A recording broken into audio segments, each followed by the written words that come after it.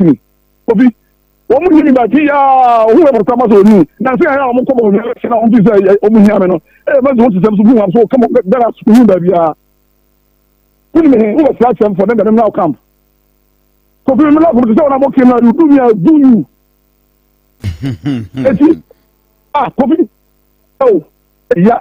Say they are who are Sika, Yania Ding, Prime Minister to the Quebec, and this is not the Bahama Unia. Something I'm not about to be. One person like me, and you know, port to fire one man because of me, you know, former president, Alinia Ibrahim Beches, Kadima, all cardless, inquiry past Karmani, I imagine. We are able to have my woman who, and then Yahoo press on a booking about Betinama or Mana, a couple of them, okay, I was a magical engine, sir. We are a card. Now, here, the Sabbath. Maybe some matter, and some of them will say 2 times you. I'll be Umaku and one. You probably be watching our water. After moving with that fact of one, so 12 having been there, because I do a possibility to M1, no same every week. And when I'm okay, they are saying, only a party of a party, no. Tomorrow, Martomano, party, but I'm not a hot and never domino, and never trend, and never trend. Because almost 60 minutes, and you let me some of you can pay for mine, and the ability. But I took the after I'm here in a party for say, I can pay the mamma. So, Mazi, more agent, 275 constituencies. Maya said you have everybody. More line on now. Kofi, Bia, Babia. Remember, I was so many as and when you're ready, somebody will go here and young come. Tell the war with the whole gun. I will come by the app for boss, safe career. Now you're ready, so we are pulling. Are you agents? I would even go there. You know, Macassa and the home one a day in here. People be a character now. On a booking or number one.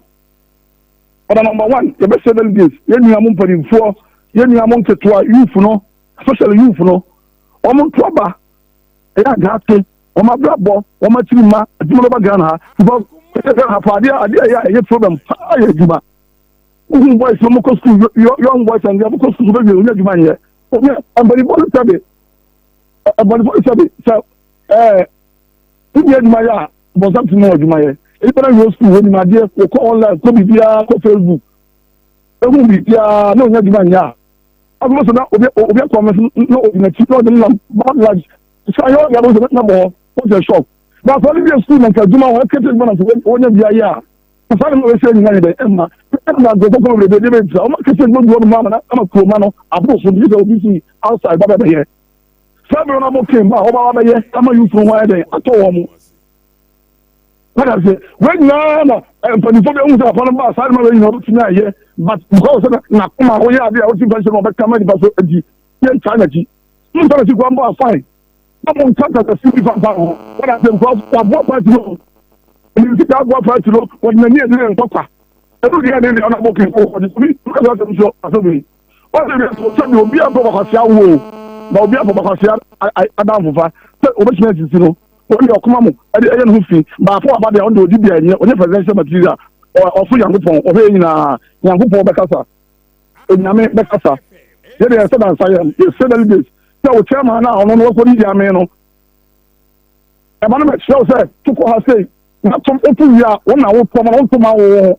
But I'm going to manage the only also to be a one year here. Come on, so, come a week today, showdown, our Ghana. Oh, so now they say, question of the capital, name the power. I say, it's a honorable can win ya. Young wife at my campaign, Anna. A whole 4 for and never clear. 4 from Ghana for now, the meaning of showdown. 87.9, showdown, I walk on. On the 4th and every week, and who showed down as a change for young quarter fair. We now put our own, or maybe was so they can pay the amount. Now, the team in that I may have you with what you're no, about I don't know, on the other party wrong, but some have you ever been here for Becca? Yes, I will say, but one about play upon. Position men out to me, on one party, if so many business and yeah. FDP na nya oka NDC na nya oka CPP na nya oka side person ni hia no Kofi and kweka edio ba utimi ka so na after 2 free okay one of the politicians ya wo so e ka so e wo Ghana omo asabe omo wu na nfo mo class omo mo tiase why any adoye ni ayoye others here multi-party, multi-party for polling station, but multi-see one more. We can't pay for multi-see one more. Multi-see one more.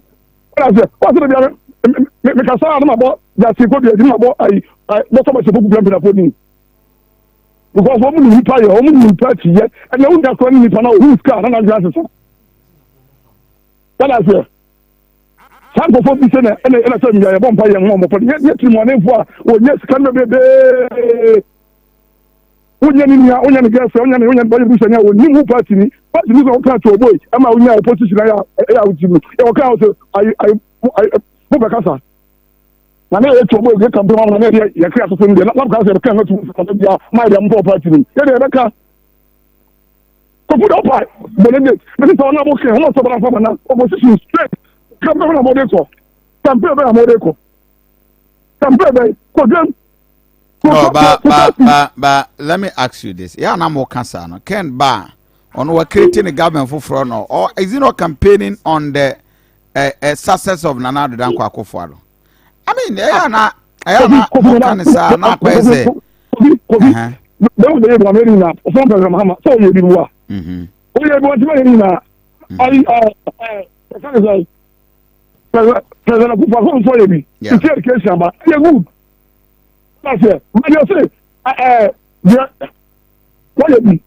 What do you want to say? What I say? Why is it what you can't say? What president said, I'm why it's one more person over never be behind you. Next, you are all bad. Yes, I am a year. And yeah, just the what I say, you're trouble for now.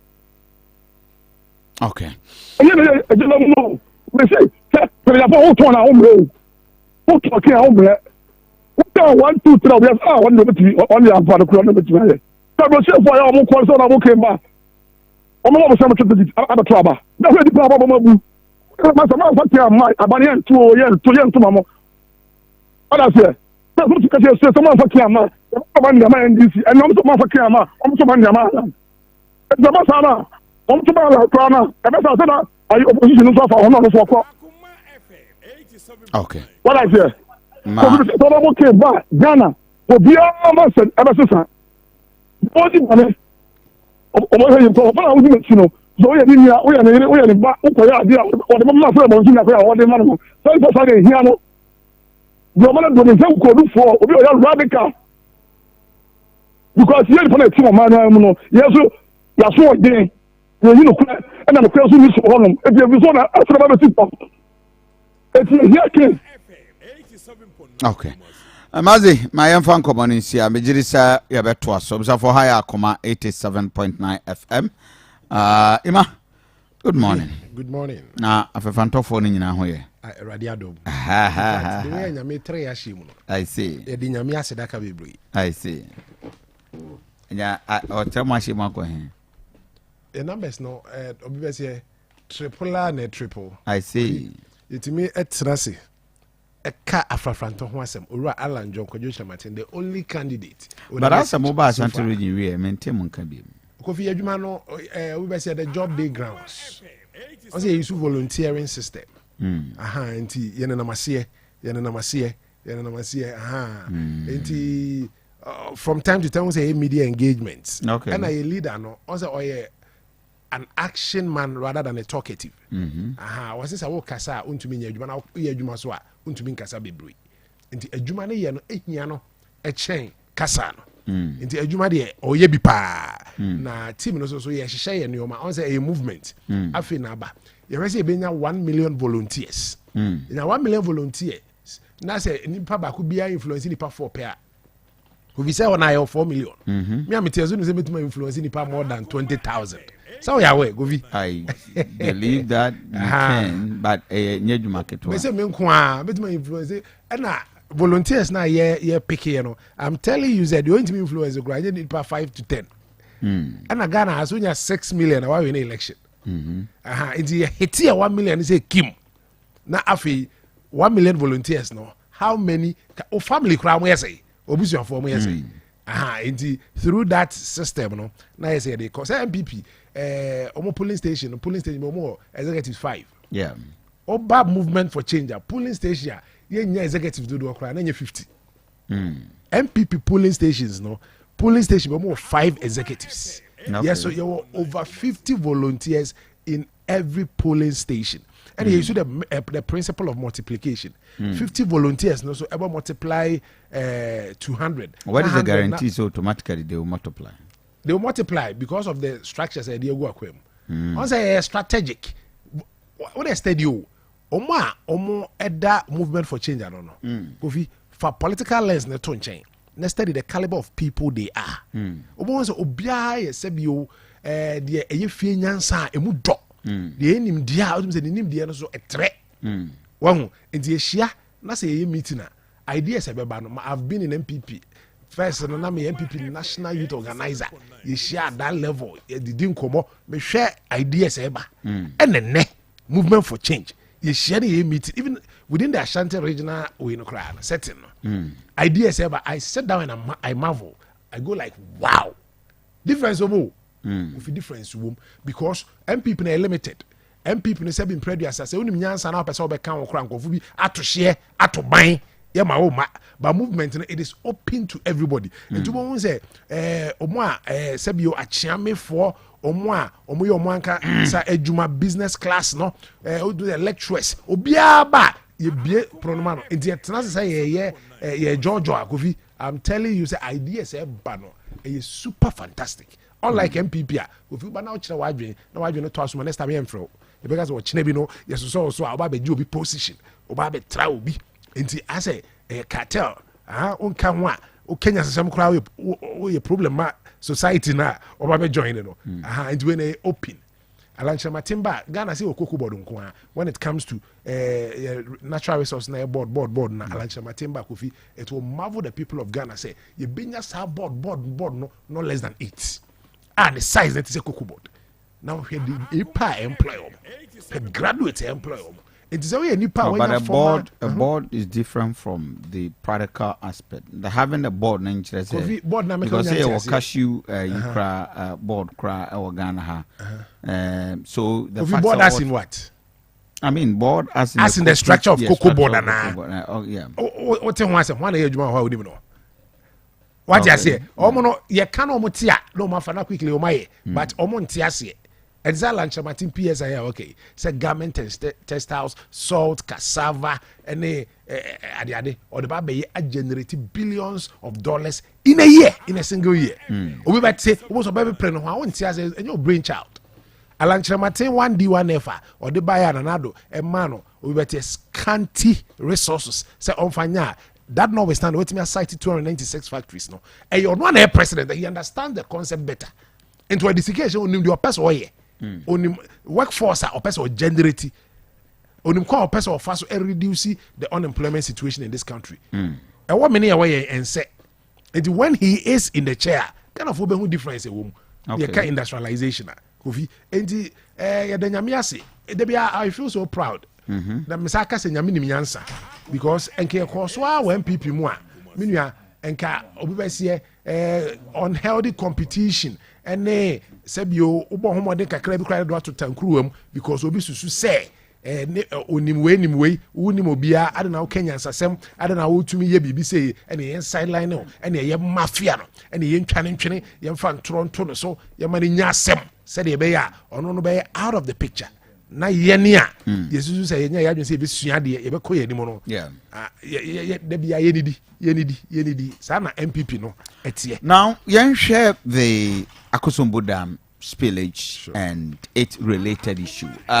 Okuja mabema me some of the videos, the damages are causing and issues are hodwa aba, but and it will be one of our major issues and none of pay benyamre to deal with it. But beyond that, share, so far, polls are a buyer MPP do more regret to say want me and stay through this MPP more primacy because share as a Alanda Soa was some traces of supporters within our Koya AB and Kebitima Buano. Okay, Jama, let's go back to the politics. We'll dive into this later. It feels more feeling regretted. Kofi, sad decision. A missed feeling. I will take it, you know. A missed feeling. Caroline stay. You could have made a serious impact. Of course. You see, a missed feeling. Na, you don't make it for what I say. At the title pa Alan de train home, a free mono, and a referees na, omo AD match no. Kofi, and then obia want to policy as a cry no, on football mukakra. Yeah. Say referee ye na adwen say, chinchina che, adechi ache, obesisi wa Kofi. One more than I say nko a.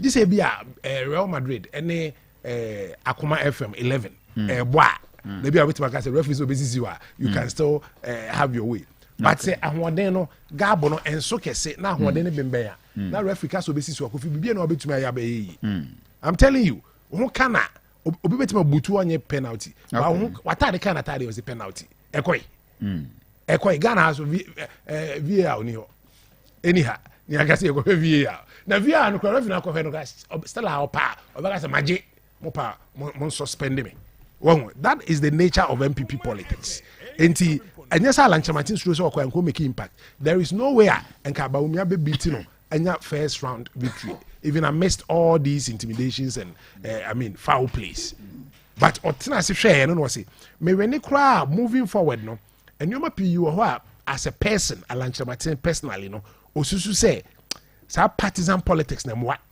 NPP for say cho NDC for say ka he feels that you can't do something repeatedly and get different results on a result oriented person or safuma for din ho dance and penny for I don't prekra sebio or taba umiacho timike ka the SS work can cry on credit papa no dance say when it comes to results they are open Alan Chamatin person be the president for the sake of being a president and for the beauty of it or person why o mampanyi no oma ensisa so no ba ohwe ensama wo ka ewa abra or resign ya or forming movement for change na or say problem ba ko pa o man ye face and say all the party ebedi o mampanyi na unya the political will no to prosecute corrupt officials omo ma wiade no NDC ba onya kokoduro enjeli omo said the MPP ti so omo nya kokoduro enjeli omo no said that mass pele no onya kokoduro nsaki obi but say a movement he doesn't belong to any party it will be to jelu was say MPP ba abemu na say ohia nipa 18 na form government ministers obehim na 30 bi wo ho a say be o madwemu da ho na misro omo omo man ne ho do ofa 30 ne wi asa ka 50 okofi this was say nwura sabi 50 eso so into ye dey system ne nwura wom ebi mo ye ne ye na bi se no ebi mo ye ne ye na bi wia enti be dada na sa na NDC so ba no here nipa 80 for me government obehwem ne bi a lawyer safo duku mu wai na dwemu da ho o man no ho do but omodo do say 30 I was nipa 80 so na for me enti na so say nwura 50 eso omo so enti ono twe ni ekoba bi ye no na obi so twe se no and at the end of the day, the same results. And the entire person what home forming movement, they say he want to pick the cream de la cream, the best from the lot. Now NDC said 30 no correct pan of form. MPP 30 no pan correct and form. Not non-political class no. What pay your honor they are so. And to say we will get value for our money. And at the end of the day. Or for me government and your political and the national budget beto and now feni e say national budget is 600 billion I was here be 40% according to party funded party operations said the net here said be next 4 years 6 years ni impost you you say financial clearance ni ho ni nyina say minus can I was here the ball mine no bra no ya de be kwa party adwuma but movement party say be any ho and to buy square you rest assured say you post no onya clearance am ya post na kwa adwuma oba square onko ye adwuma 1 year na ye ntua ne ka under movement for change said the MPP NDC and 1 year na ntua ne ka enti so your budget so obo adwaman pay was the pain because oni o ma menche oni o papa nchan o so obo adwaman dididie asana 1 year na so am ye tua ne ka we eye chese eyade o was so enti partisanship politics MPP NDC no 32 years aduro bejewa atrema emwa obia se sebio Ghana for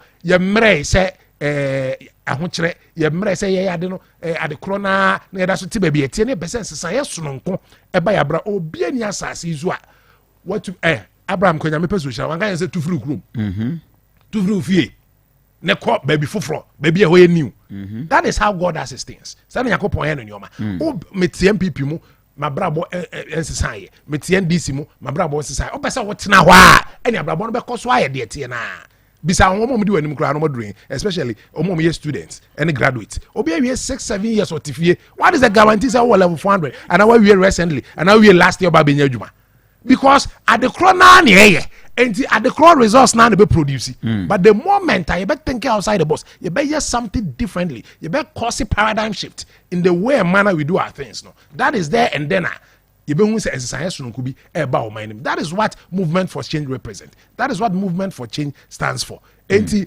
MPP Prime Minister Omabeto Kofi, I am a case be say we all came into the world the same way. Naked, scared, and ignorant. You buy we say the crow. You buy na ya dadeja.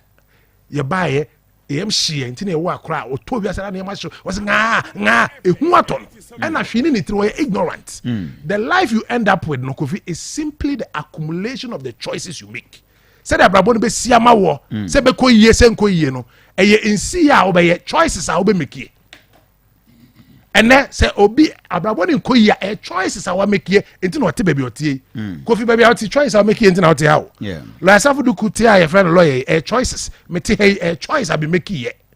What is you make your choice and your choice makes you. There is no fantasy about life. Abrabo ya bo fantasy ni.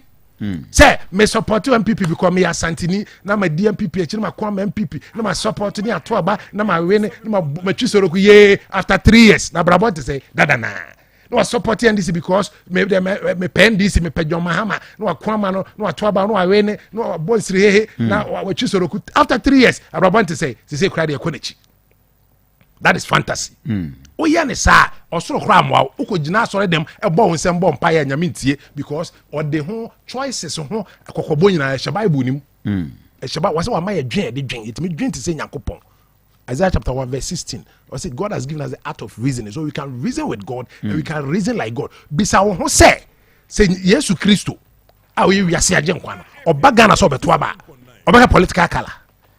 Obesha omo Yesu Kristo je ballot paper na no ahwe the other ho John Mahama nie no ahwe Mahmudu ba omi nie no ahwe Alankyere Matie nie na afi odi suban odi nsiye ohwe wadwe no ahwe wakoma na Yesu Kristo di atoaba so ye nyame ba na utie mi aso Yesu Kristo nyame ba a we krunkruni a we nyansafo undoubtedly obeto ama Alan John Kwadwo Kyeremate adentia because oye credible adani sunsum ni mu because oye competent because onya trofo onya dadafo onya kromfo na onim de obi a World Trade Organization enwuma na ye so wiase pa Kofi UN World Trade Organization World Bank IMF obi a qualifies or executive director for World Trade Organization Kofi Chinese trading kwa a switch the entire African economy lawyer me boa Chinese trading kwa obi are qualified to manage to be the leader of world trade. Russian trade mayo, American trade mayo, Ukrainian trade mayo, Canadian trade mayo, South Korean trade mayo. Obi are qualified to lead such a magnitude of a group. Are you telling me he doesn't qualify to lead a relatively small country like Ghana? O man take it to Ghana. Obi be say wakuma no wasi Lagos kura so chen Ghana nyina. Also unqualified. Obi at 1994 ewiase tena ase say yeyi ni power ha omu nim de ene omu suban ene omu tete no ometima sese wiase ni power ha the whole world ene po ometima sese wiase now yeyi Bill Gates mo the computer ne ho akade bai ni yeyi Alankyere Maten e kan ho so the rest any people say the ballot paper so I say Yesu Kristo e be to aba utie Yesu Kristo cry rejected hello Yesu Kristo cry no you for the rejected so with these accolades because of I was say for lack of knowledge my people perish. If you don't have knowledge, you wonder. And the MPP, they don't know the best. MPP do not. I mean, can't tell. Say leadership is even missing. Because said you see what while Nina. As well, okay, Kofi Dena nyano kro. Okoye okoto ye no nya. Me pacho kabako pe nyano kro. Less than. And so NDC lawyer Safu Duku. Onka nsema meka bako pe be bako kra nyano kro onka. Na za munko na mu bibi pe bi woni mu. You see Ghana politics. Entina me say. You get what you choose. Life is full of choices. Nyame de yepa, nyankopon kro oye otumfo no. O de yepa amaye. Ukona akopim ase wapim. Kofi. Ukona akopim ase wapim o. Ba boni wiase ne yeti. Nipa boni fo obi ka kire me say on say me ko gina MP no obi ka kire me say o de why ade o because Ghana say Yesu Christo kra be gina NDC e was Asante mu a some of the constituencies na bonsam e ko gina MPP a ombeto ama bonsam. Why is the person saying that? Say ombeto ama bonsam because original MPP. What I say? That is the kind of people we are. But as an Kenya me say that be American Kofi and now me say obi a one school dem cry no and otimi use WhatsApp phone. And be neighbor and it tie neighbor and Kofi ani te Kofi na me amete ma ko gina independent menya over 23,000 votes. Na sabu ko abra me ma obi 1 cedi. Na dia me ne ko so line mu election day line mu o che 400 Ghana oni o maame o egu bag mu sei and we su sei and it tell unto udi le ma hu se ska na gu mu oyi oh from me I make am one dance for about 20,000 bo kanche o mama di matem because o mo feel say I'm telling you o mama di matem mama fo bi a mu di le mu no beje nkokwa no ko mama na me hwe na me sere no I'm telling you on authority. Oh really? The from me Emmanuel Oseje fa chuma ngo beja North constituency me say o mama e chesika physical cash MP me ni MP o Omame bukanche Pentecost I saw it down polling station. That was 2020 Pentecost. Now after Robin friend also $1 for them. Zizilera pa. Now I ask me nwa omusu ban no. Now we timamuni ntina ya na eme ya no. Me say ye be ma movement for ye be man nkofo nim de because oni nim de na osusu say ye wo no tumu. Ade ya wo tumu no obi anya sika hode ye wia kra owu.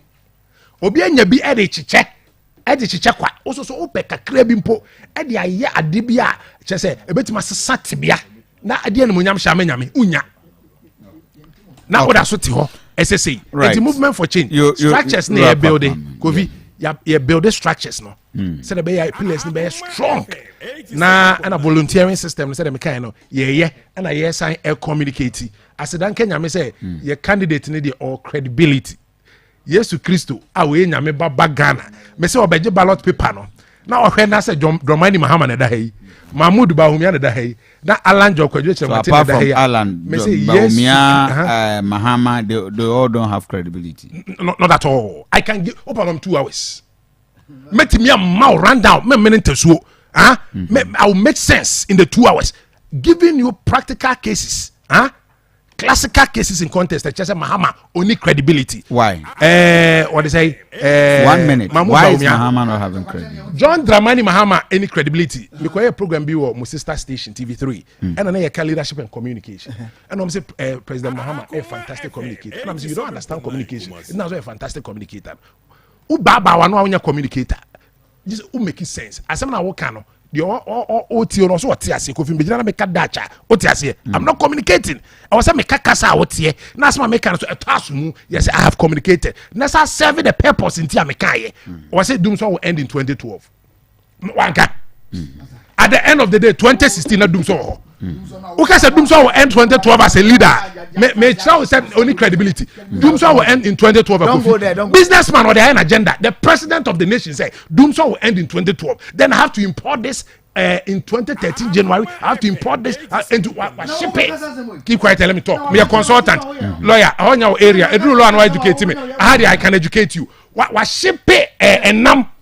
I said Babe drew January 2013 because the president of the country. I say 2012 doing so will end. And by then, no, my consignment in the bedroom, I can make good business. As at 2016, I say, or perform. I don't know he lacks credibility. Because Mahmoud Bawumia so. And I the brainty. No, I'm okay. Now come Mahmoud Bawumia. My man now sit here for Mama joining on TV. In Akwaba, where you want some your most authoritative weekend political show. We discuss all that has happened within the week. Now here we have the opportunity to address the president as part of the show's structure. Until more joining through Near TV, Mama Kwaba in the studio, Emmanuel Sejemfi, we're head of communication for Asante region at the Ma Afifanto group, that is Movement for Change, a group set up and led by Alan Kojo Chiramatin. You have the NDC member, lawyer Safu Duku Ono Ewufiha, and of course my most beautiful, Zabema no one funny beautiful, my most beautiful lecturer, or lecturer, senior lecturer at Kumasi Technical University, Dr. Samuel every year. He's just been joining us and we're trusting in a very colorful Simon Jolie shirt. He is my up and down brother. My brother, good morning. Yes, you've already landed. I was landing. What's your way? My main call a Safuduku. Now, cancer, Dr. Akwaba. Yeah, Kofi. Now, Bibi Aboko there. Okay, I need to. Mamin call lawyer Safuduku.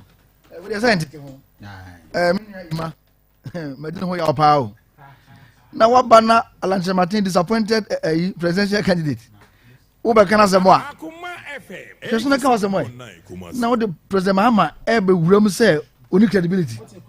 No, but somebody say one other number to what's yo. Sir, President Mahama unique credibility. Other here, we say you can say do so by end 2020. I ended unique credibility. Don't be so one other soon. You want to be uncoded. Nyamutema the guy Dumso say when him the history of Dumso in Ghana. Any the president mama be ya otimi so Dumso nka won kan de oka no. Dumso no amo mess na ya create the hotity no no president mama ba ye no. The major investment power energy sector I no I sure say na Dumso no what me resolve no so any credibility because o can say. Two. Who candidate now who can answer no. You can't say credibility. Kalanse Martin and go ni one. No cause of the PS are by. President Kofi time. President special initiative. Kofi say. Oh, mama started to say prayers are introduced here. No. What was the result? Kofi, obisa question. PS are factors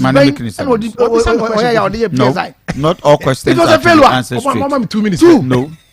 Oba, so was one day one factory buy. Busanso this is your one. Factory be no. Bebre. Boba ko say me. Dako farms o. Fine. Dako farms. Dako farms na mo dey buy. No Dako farms. Bebe ma o me sister factory. You factories. don't see about Nkasa show. No, but one the one F na one Dako farms na mo yakura na Dako farms na egu. Dako farms. Fine, o ka se bia. Egu, na egu. Wa resurrecting no. Sheti no kaka. Amen. Ya o masa expand it. Okay. Ama e fe nipa bebre. In that sense, probably, but fantastic. Dako farm dey na. Dako farms so na you kwa na o. Yeah, we nkoko. Papa no edwuma na o tise o ka se na egu kura no a. Obesi ko. E mo so kwambo da. Kofi Osem na egu no. E dey ba na ala idin ba tell o ye. A o dey gyan kuri. Akotan fi. On my balance of trade surplus. Countless times. 4 times record. If you get what is that question me here no? Say he was a failure.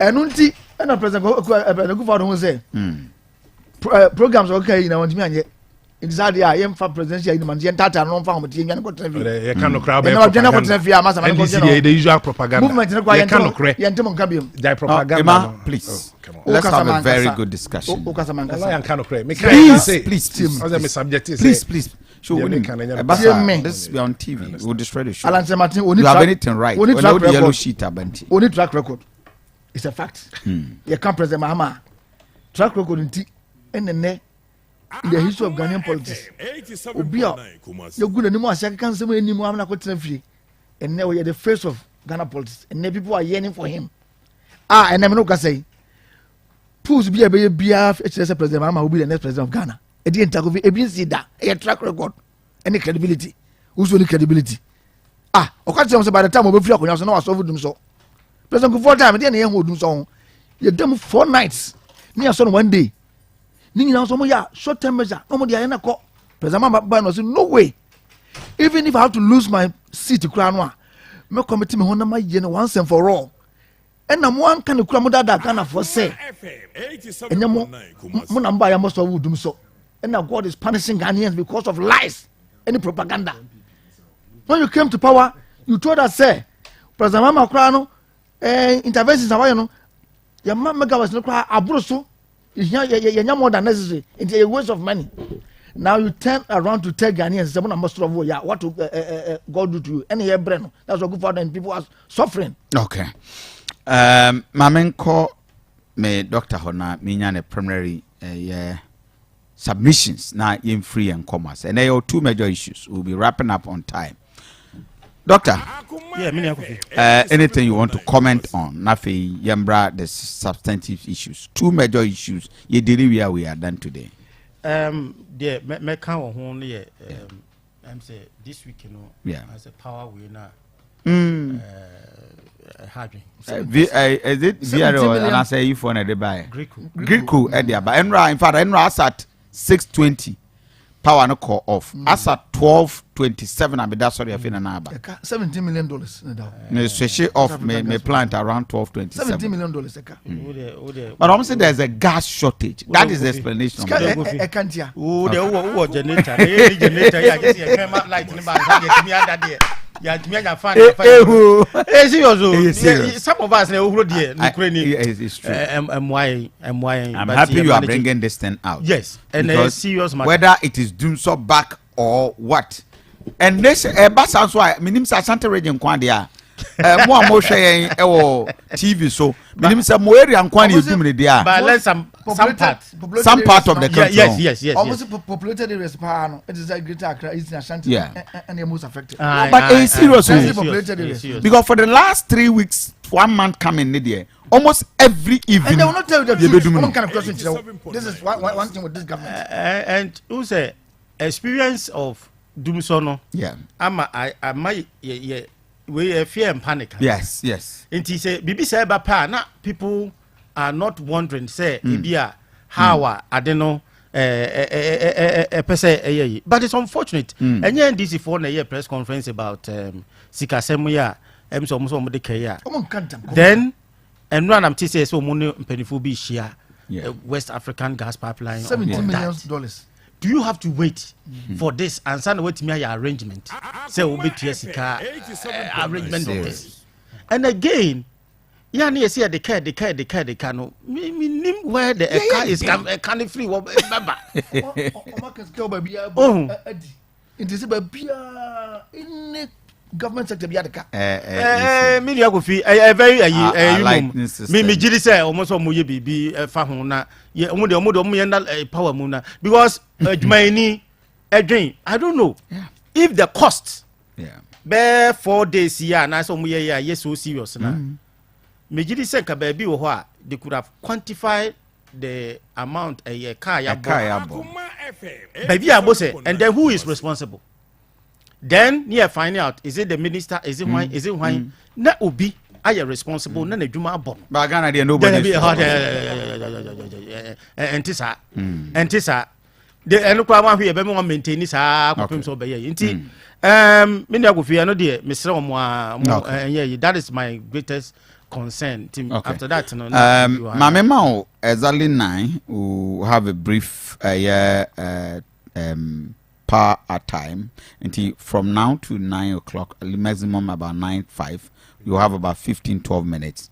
Yes, take our first subject on the MPP primaries are Ebaso, Posa Hodua, Eba, what is leading, Dr. Baumia leading, but none of them appears to be getting the 50% plus 1 vote, likely for a runoff. Canada, Japan, surprisingly, Australia. Voter we are not expecting. We thought say it could be.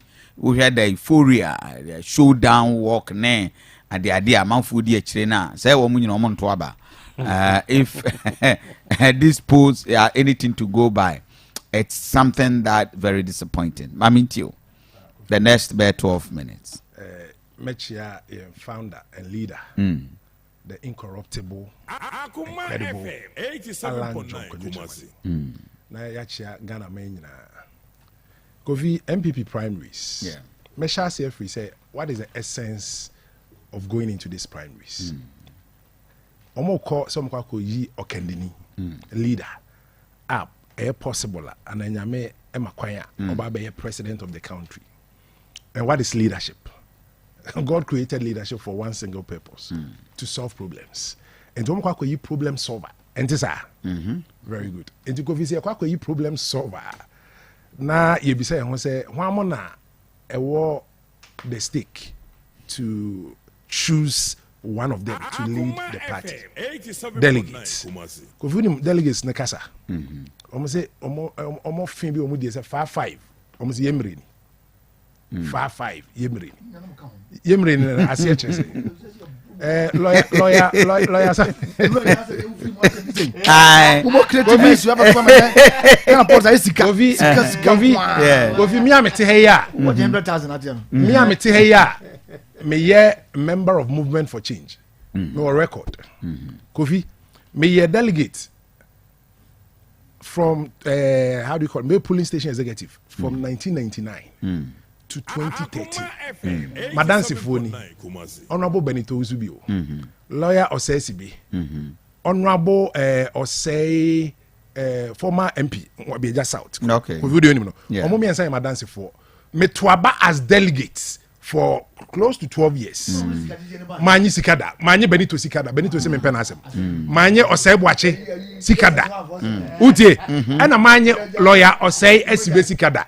Kofi, the first time out here, on countless occasions.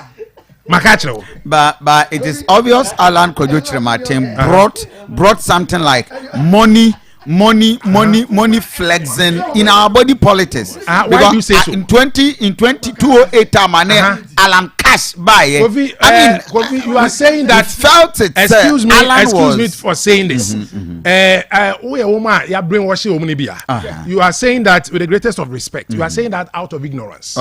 When we say Alan Cash, Alan Cash doesn't mean doling out money. Alan Cash means jobs for the people. Cash for the people. So the cash element now what's here no? Sika. So what to abama no be president a man for benye adwuma na aida ni sika wherever there is job there is money. Okay, concentrate on your submission. Very good. Wherever there is job there is money. Alan Cash brand no. Kofi and we hear me say me educate the Ghanaian people. Especially the brainwashed. I say what Alan Cash me misconstrue that. I say e kire say odisika about politics mu. Enti sa that. And I will state it again. And this other, say, Alan Cash no represent say only o candy for there. And you benya jumaye. Unya jumaya nesikaba botum. That is the meaning of the Alan Cash. Kofi, it is a pity. I say omo kwa MPP leader no. Omo slogan. And they say 5 year mrini. Just say a brasso ye kokofu aso doso ye kwakote na yedi. Eyare hosem. Esa the concept of leadership no. Omo anti on countless occasions, Kofi, I have said, leadership has been missing in MPP. We are polling station executive, you are a leader. And if you understand the concept of leadership, on can't say 5 year mini. Maybe interview a boy. Say me the mama sika kesiano because me 4 years. Me who bio. If these are the crop of people who forms the leadership of the party at the base, it means you have a problem. And the leadership of MPP, it starts from the base. Na say root to no so papa. You see, my pride as a person, and I say, Kofi, I am no more in MPP, but I belong to a movement destined to save this country. I'm so proud of it, Kofi. And Dr. Mahmoud Bawumia is very confident of winning simply because he is the most endowed when it comes to resources, not when it comes to knowledge. When it comes to leadership acumen, far from that. But when it comes to money, and his money is winning lots of people. The Sikano, Tom Crawford be by the side. No one beside say bringing it down to the concept of leadership. No one say beside say. Does it? You see, as an album put to yourself upset me, say me lady a cool and not on minor. Also, what leadership I say. So if it is meant to solve problems, what are the problems confronting the people of Ghana? What were the problems confronting the Ghanaian? No, besides, do I have what it takes to solve these problems confronting my people? What it takes, no, you are being sincere to yourself, because you have rhetorics and your practical ways. And to be delegates, no, question maybe so I'm gonna say. You remember how say MP, say or your original minister, so your party chairman, at the regional level and now constituency level and was said to Obama or Benton and now Sumesi will be say but or Benton and now Sumesi only how a die and so what constituency or can say I know besides say only didn't come was being saying no I chose was way no besides okay and then practical ways being and now what catch now say the best solving to me delegate me to Obama into ultimate practical ways now then you have a reason to vote for him. And when Rebecca say, "Wo as a delegate, you understand leadership, and now you understand the mandate na the amount say polling station executive I say anything short of that, for fantasy. At the end of the day, you go back and cry because who follow fantasy. Honorable Kennedy Japan, was stake said okay, was it global info analytics, a survey, or a stakeholder. Kennedy Japan is very loud, highly opinionated. The chances as against the survey, a project is all leading. Kennedy Japan may have his flaws, but he's a popular guy. Oba Ghana had because of antics, charisma, and certain things. No, I'm not a popular, but my fear for him is he doesn't stand a chance. I wish he won, but he doesn't stand a chance. Not on grounds of fairness. But about to said Nana Kumiamo, don't you comment? Oma to we about almost my day at Dr. Mahmoud Baumia supporters no almost oma to Abanawi. And it is one reason why Alan opted out because Oba Bobo na referee no any fair. Na Ghana has VAR uni ha. Na oje penalty VAR ye dubious ah. Waka so consult VAR. Obviously ye be wiaw. Efutu na metu papa no. Say if he means what he says. Now the all can what na omini pa where he belongs is the movement a year bent on saving this country from collapse from the hands of course except he doesn't mean what he says say the all can omini dia fine say Kennedy a year sincere to himself say I'm convicted within my spirit to say oh my God na me person me savior me sisan nyoma na ekoti bia fufuru me say MPP NDC will never have the political will to punish corrupt officials. National budget as Kofi one pathetic thing is say almost source of revenue for developmental projects loans and the taxes imposition of nuisance taxes and natural resources are perhaps these are the three, but the movement for change will look far beyond that. Almost the idea be na innovation na initiative be the ebe maineka and na the ebe chisika efro mainemu but Alan Chamatin and in the movement innovation initiative be bia no the ebe increase the revenue base of the country and I can cite examples.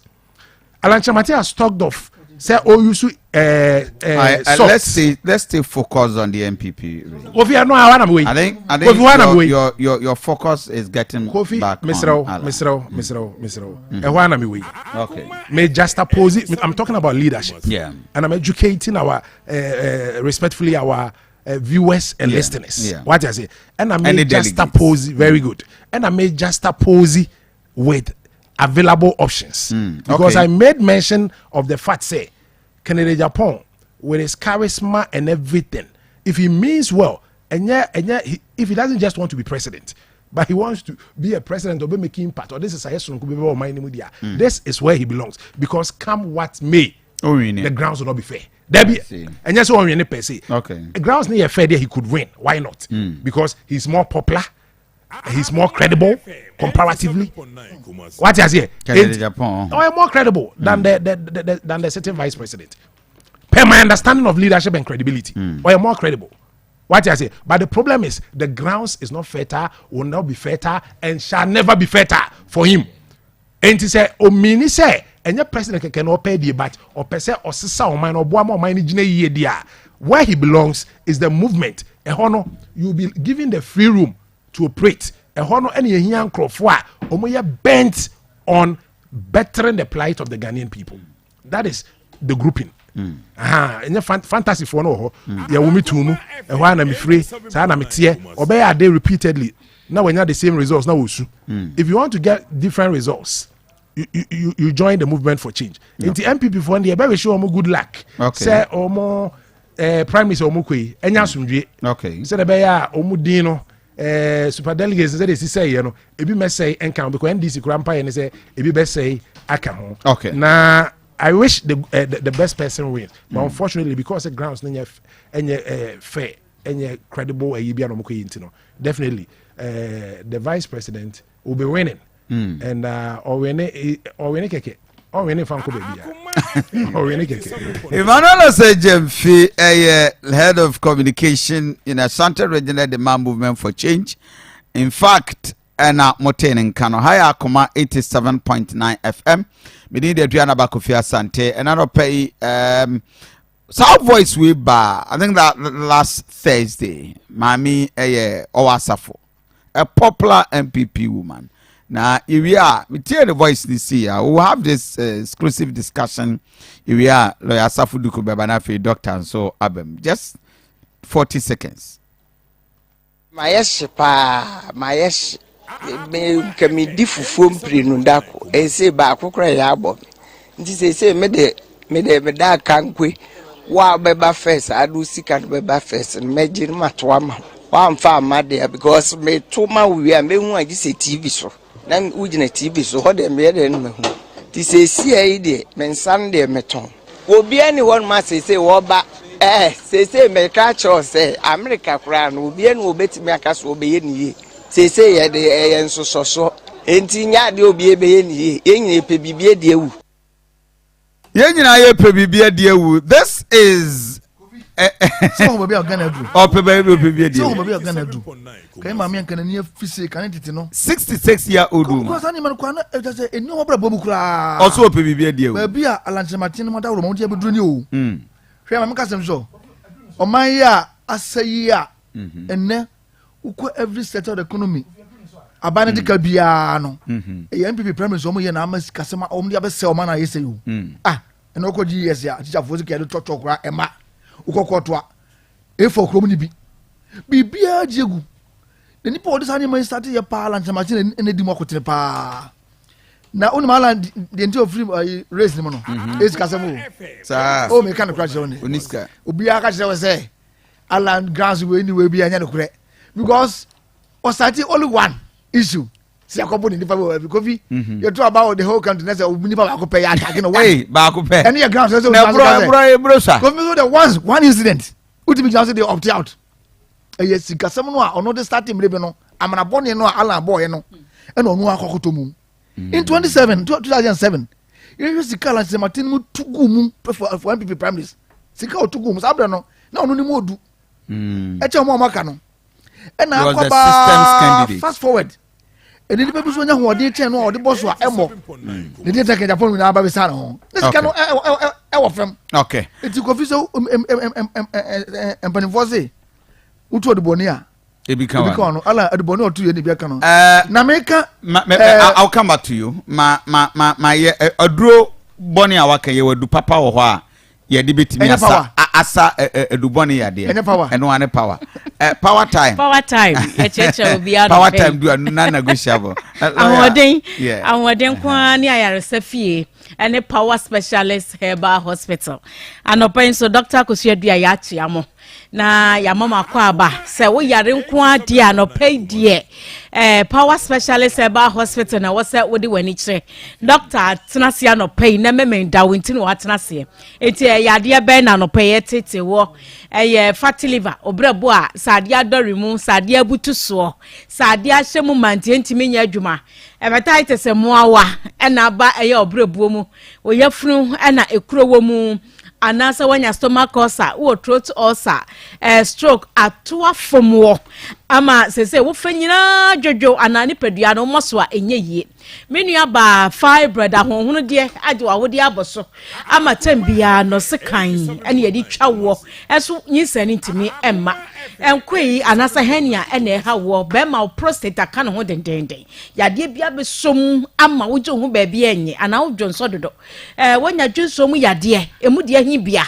power specialist anope yeto nsa de afro yade bia age yade eni den yade no buna ene hahama broni beka se pure natural herbs your numbers ni 0244 544 422 0244 544 422 0200 38 38 31 0200 38 38 31 any our WhatsApp line obetimi do medical report obetimi do scan obetimi do MRI a photo be a watcha or voice message for come Dr. Yade no e ba me so mfie dudu nie magia ya rehwa intimi nko manum no baby intimi mfa Dr. Yade ni di nie keka ye de se de sitie symptoms no de ye wo fa bia e 0555 79 78 78 0555 79 78 78 anai se ukopie mo kotoka wiem hye bia mafu etu kwa akọ amano ne doso Canada fu ewo mu America fu ewo mu UK fu ewo mu he kra na memmo na menya yidi Ghana fo enya chance pa mafu di tu kwan na so dodo no esu agire di so ne ba okoye medicals no yaka ne se obrebom yade hepatitis nti okọ enye yie kai ofa hefa otwa bonkum otwa nifa because wate se brebomu yade no anase hepatitis no ehun aduro ni ho etihin wo dwane kura akọ anopa ye koso ne akai wate se Dr. Kosuedua ya anasa power specialist herbal hospital ani ayaresa bia brebomu yade ne sete sen se kowie sen wodi bedru ho no ma ayaresa be ye wodia ye nua be ma ba ko watamale oko UK okoye medicals you see hepatitis B mo wani bi wom enche yo eni 6 weeks ana wo ma lady bi contact me wa bra na makasa wi ana am say there be on friend doctors see ya no doctor ni nkomo ana wo friend doctor 6 weeks in my me nua be mani frase ya de tu aduro so no akwakoye lab sisi ya ye kasa ya amoa no ye hwehwe wo mo a ye hu wo mo mojanim eti wa utu kwan se wuntu kwan posesi a yabo amane se hepatitis B mo woni bi wo mo jam tu bi ka pa passport rekwa beja o power specialist beja to ho kopim se be sa o yade awie no ma wade asu tipa na wo na wo kro no efi se hepatitis B emwa no ho aduro eye power specialist ne wo se ubeko benkum so ubeko nifa no ko dile ho kwa wo ko ma mo na doso because emwa ne te se so nkro nso a wo ma ba wo dem we wo ma ba widim eno mo to no mo paye wo da mo a wo mo do so na yade na ekosoro na brabo ne ho ka na brabo ne besai ebeye de na yade san yatimi di amampo na mo na wuwa mo anya kwaye to kwa abrekire power specialist pe eya na enwanwa ya kra ye wo power specialist to da ya dwene ho a ya ne yentiase 6 weeks emaye na wotwe mako nsia emai emo na yehwe wo mo afede ye hu mo bie akoye labs nyina asese wo bu ni ketem na wako etimi sraw wo bibia zabre utu kwanya ahwe wo eho na kwwe sa na meka no frey was 0244 54 44 22 0244 54 44 22 0200 38 38 31 0200 38 38 31 afa wutie me ya se wo brabo na adore sade ama mfe ye wo ya ana wo po nya nhuni na mom unhu symptoms we nsanchani we wo ni paduam se omfe ye wo ya pa wo chika senso eye wo ya ama wuti kura adwa wuti pai wo ho ma na hu dwa ho hyehyw ase bibini nam oyafunu a mesra obra na yenhwe wo ni paduam titiriw ene brabo ne ma frey was 0244 54 44 22 0244 54 44 22 dia tosubium wo asichire ya dia diabetes how say ya type 1 say ya type 2 say ya type 3 to anamone bra simple asichire ya dia secret ni ya kakra bi hwe enkrofo wo mpane krofo wo insulated ebi no metformin ebi no amarai just ebobo no ebebrebe mpane ni so ye pi eti wo feel say aduani bia wo timidi eti amo awim white rice ni wadi wo fufu abanche kakra koko na esichire kakra aniema bebre yesi mitimidi fruit enti amango wo sumgu bucket mo wi ne sa wo beku amakura to diabetes fo akura ni ntimi nwu oba power specialist ye be kire wo secret no na ye ma dietitian so akochu ye be regulate anase be mo sugar level no and normalize e wo omojanim ama bibia ye kama ama wodidie mo nso aye fe afedie to so biem otie me na oyefunu ekuro wo maduane to mu abuai wani din so a eyasem mesra osa etimi mo bi fon wa no sensensoro yeso obi anya bleeding ulcer because ojane na ya ulcer ni nti na yetum ni ade mesra tutum ni ka power specialist eba hospital ye ma wodra no mani na wa ho de na ayebefo a try Dr. Kusiodua ya 0244 for Montro numbers no was screen any more TV radio 0244 544 422 0244 544 422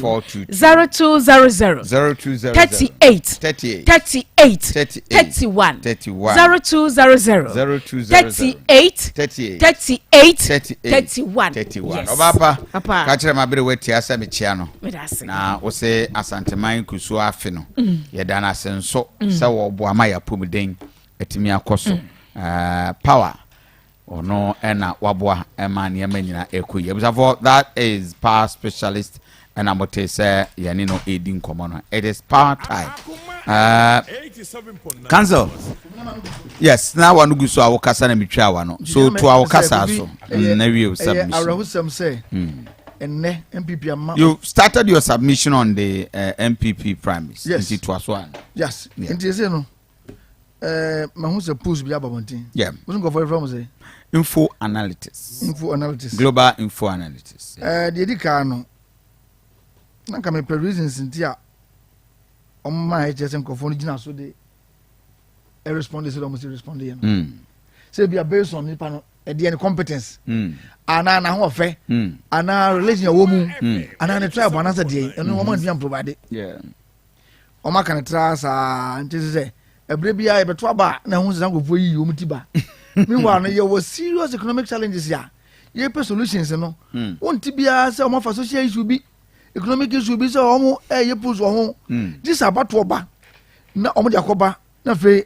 politicians ke kan motibom yes ye nim say others bi so about a ni nyina akoma kan Japan na de we ni ba arba na de say sharply contradictory graduates and the election is likely to go for runoff. Is it not surprising to have almost 30% undecided? Undecided, the Ombeto Abama. In fact, Kofi,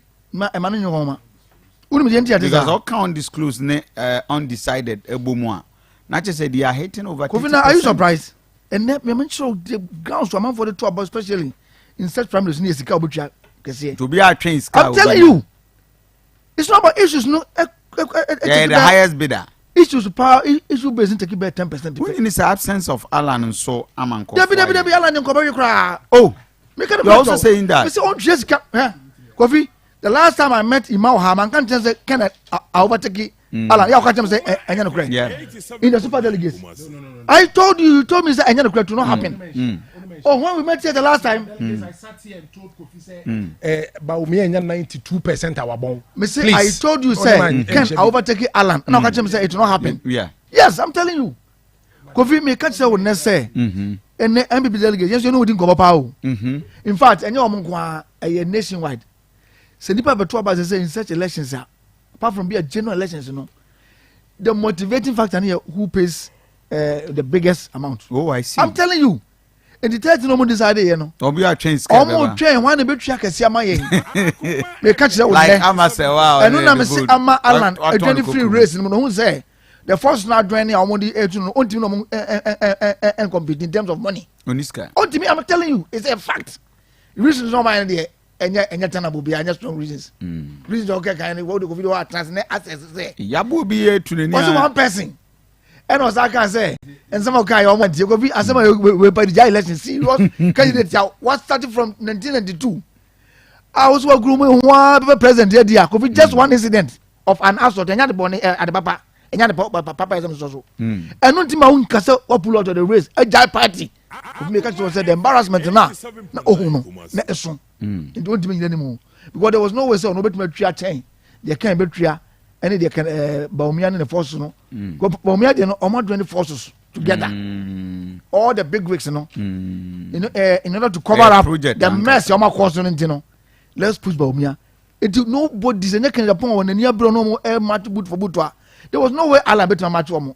While as customer saying, they can't quite so he had to move away, he had to run away. And Allah Pama can tell them, meaning the debate, saying no money running. Yeah, make sense. What do you mean for one day, one incident, per se? Obi our presidential ambition from childhood. Party also was committing so much of not just one incident. What's my job party? What me pen da? I'm not born no boy no to home be no. I sorry of man special jet safakwa. Kufado ko apa is ko say ah never ska ko to gum no. And na akwa ba na e hunting no odwane no. It is say no we na ba the hair me no. Issue be no omo so do mo info analysis omo nya kekamientie.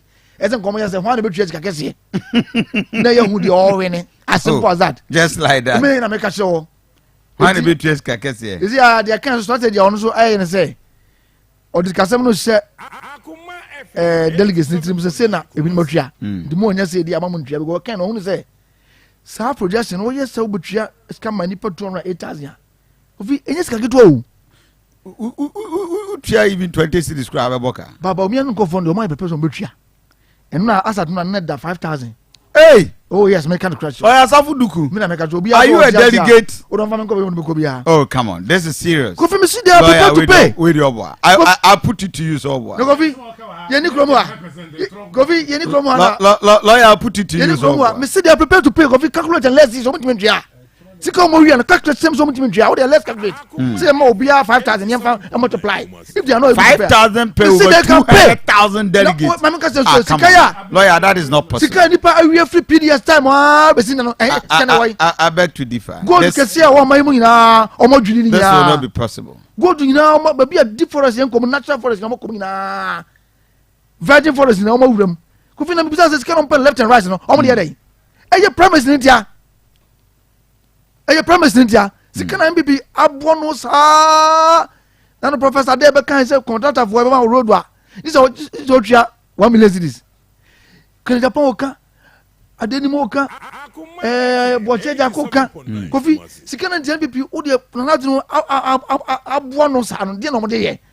O dey no mbisa kwesen dey no komo dey ye kan ofin kanya won se ni pa amafo su sa se sika mo fa o mo se ye ndijai no mo dey twen primaries we entina ani ba fa so mo ndijai na dey so mo dey twen Kofi multiply na he so mo ntwa they are prepared to commit everything into this primaries to make sure say ba o me awene and no na sem na be asem ni agency say pa no because ye koso ina delegates mo dey kasa so mo twen but me maka tell me say e be ka 3 days almost start at scan dollars enye cedis me kind of question lawyer Asafu Duku dollars lawyer Asafu Duku Ghana me see after elections we no and na dey wo ha we after elections we no omo be mo Ghana for how be say koso more aden and they don't care because omo say ba omo at all cost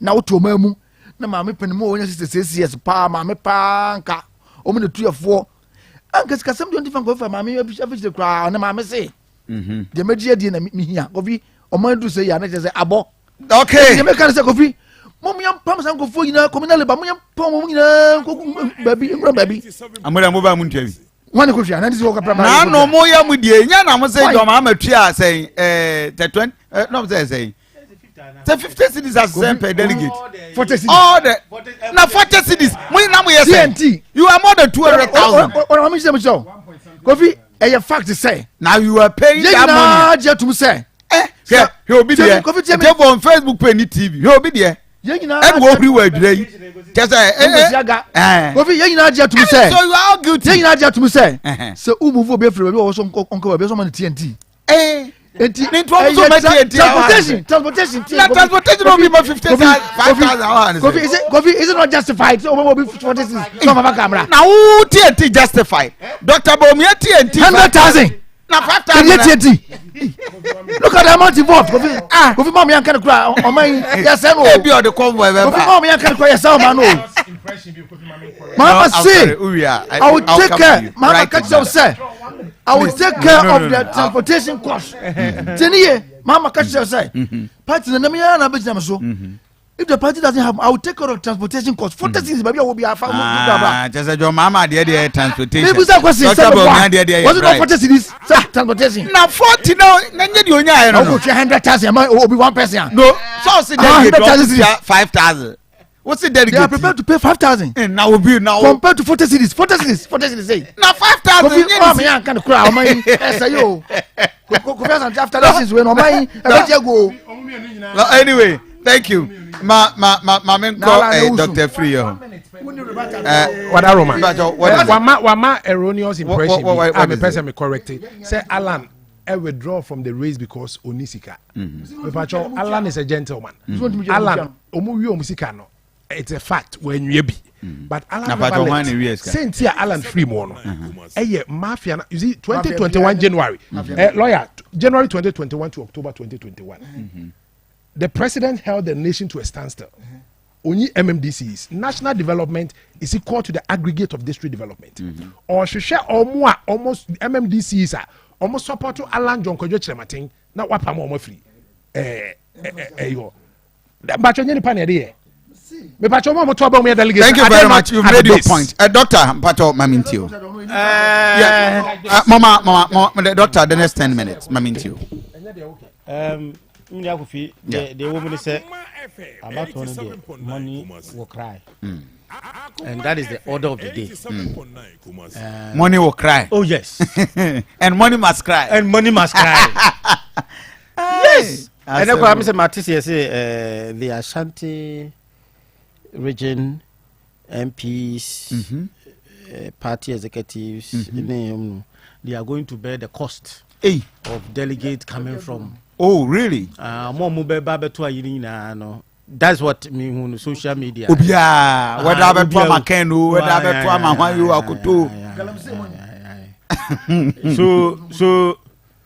idea, that is what we have got into.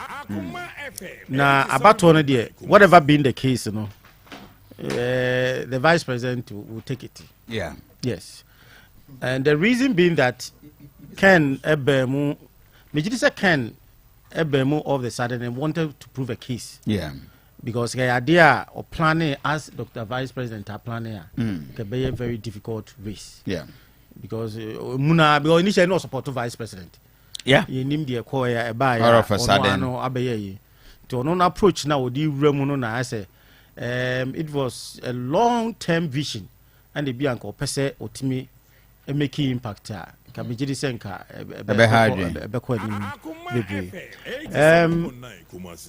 will be a serious because we can type on there. He wants to do things in a way, but they may draw attention. Is the system that Vice President found himself. It's not an easy environment for Obi. So Betino. Yes. Oh, I see. It will be very, very difficult. Oh, really? Very, very difficult. Very difficult. Almost everybody support him. The top. Yes, you have to. The top. Oh, sir. You have to. You have to for now. You have to. Because what will happen is 24 hours to the election. That is where the money change hands. Because they say no more centers in 24 hours. No. A whole hour and Kofi, the system is. You must have one here last minute to be discovered. And this I can show down all your department to dinner. It depends on whom you are for. Or more than the woman also. Okay. Sure. And that is a strategy that the vice president is. Who's also your work, also your way. One no sound for now, 2 minute war mohono, and I will focus on. Okay. No, and no, dear, what me your calculation. And who say be a many 10, maybe, and that is how the calculation is. And then because I can because of say one planning for a long time, CB or Bebemuno. Okay, are there 3 years, 4 years ago, dear? Yes, we are not ruling out, but the way Baumia sa, it's very difficult. It will be a miracle for Ken to come out within that, because the percentage of what the vice president got in super delegates, don't forget, we also want followers, right? They also have people that they depend on. They also have Kofi. anya could be a 50% or 60% depend on others. Maybe from constituency, and that is where the system will go. So inti can so 13% no so no also one crop for a woman. And can you believe one factor about relationship? Relationship of why I should vote for you.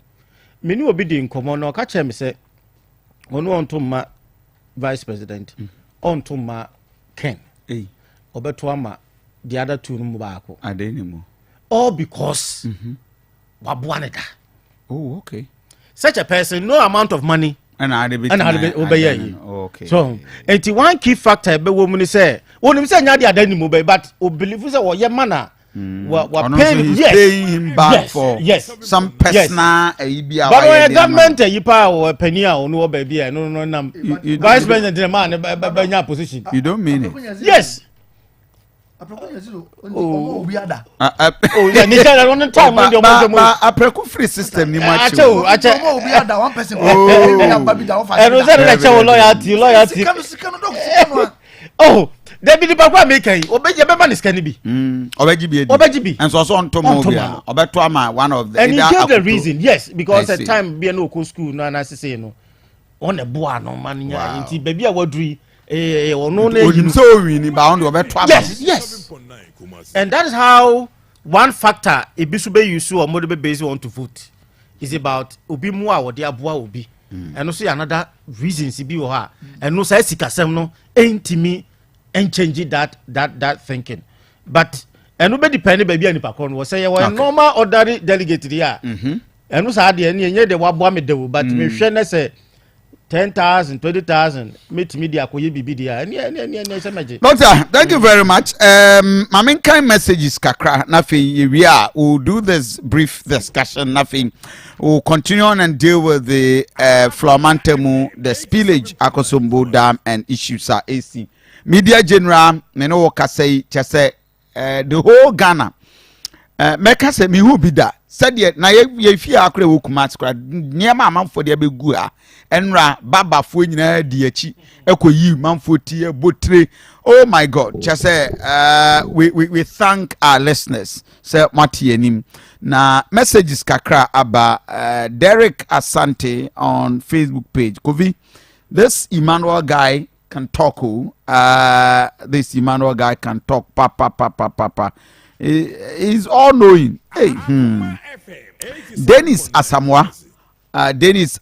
Oh, this man talk too much. Kofi, we were German in America more. Derek, what's what's some normal can I'm so kasapa. Derek Asante said, Kofi, he must should not forget so your MPP knew. Anyway, Abusia Mustafa. What say I'm watching you from Burkina Faso. I don't know why this guy is always I don't know why is this guy always communicate about JDM. They should concentrate on their party. Okay. And also Eddie and Kofi Techelabi Kofi Bibia Koso Accra Edana Kwemboko. Okay, me that's so I'm report Ifra Accra. Francis Osei Alan Chiramaten is very incompetent. He couldn't plant common sugar cane to run the Commander Sugar Factory or to also be the president. Rose Peterkins, Mr. Kofi, you are misleading the public. The public MPP delegates info analysis have lost credibility, and you know it. They got it wrong in a send-off. They failed also in MPP superdelegate conference. They were centering discussion on incredible posts. Kofi, men wasted time. Ewo info and or munishwe kan wagana hamaye. Anyways, Patroba Facebook page, you can get your message. Ewo Oba Akuma 87.9 FM and as Aduanaba Kofi Asante page. You'll be part of the discussion. Just the next few minutes, Yane Royal Homeopathic Clinic in Nkoma. Dr. Ibrahim Adam Isa at Transit. Doc, a baby abako them. Fantastic. Don't say yeah, kase ya pumiding.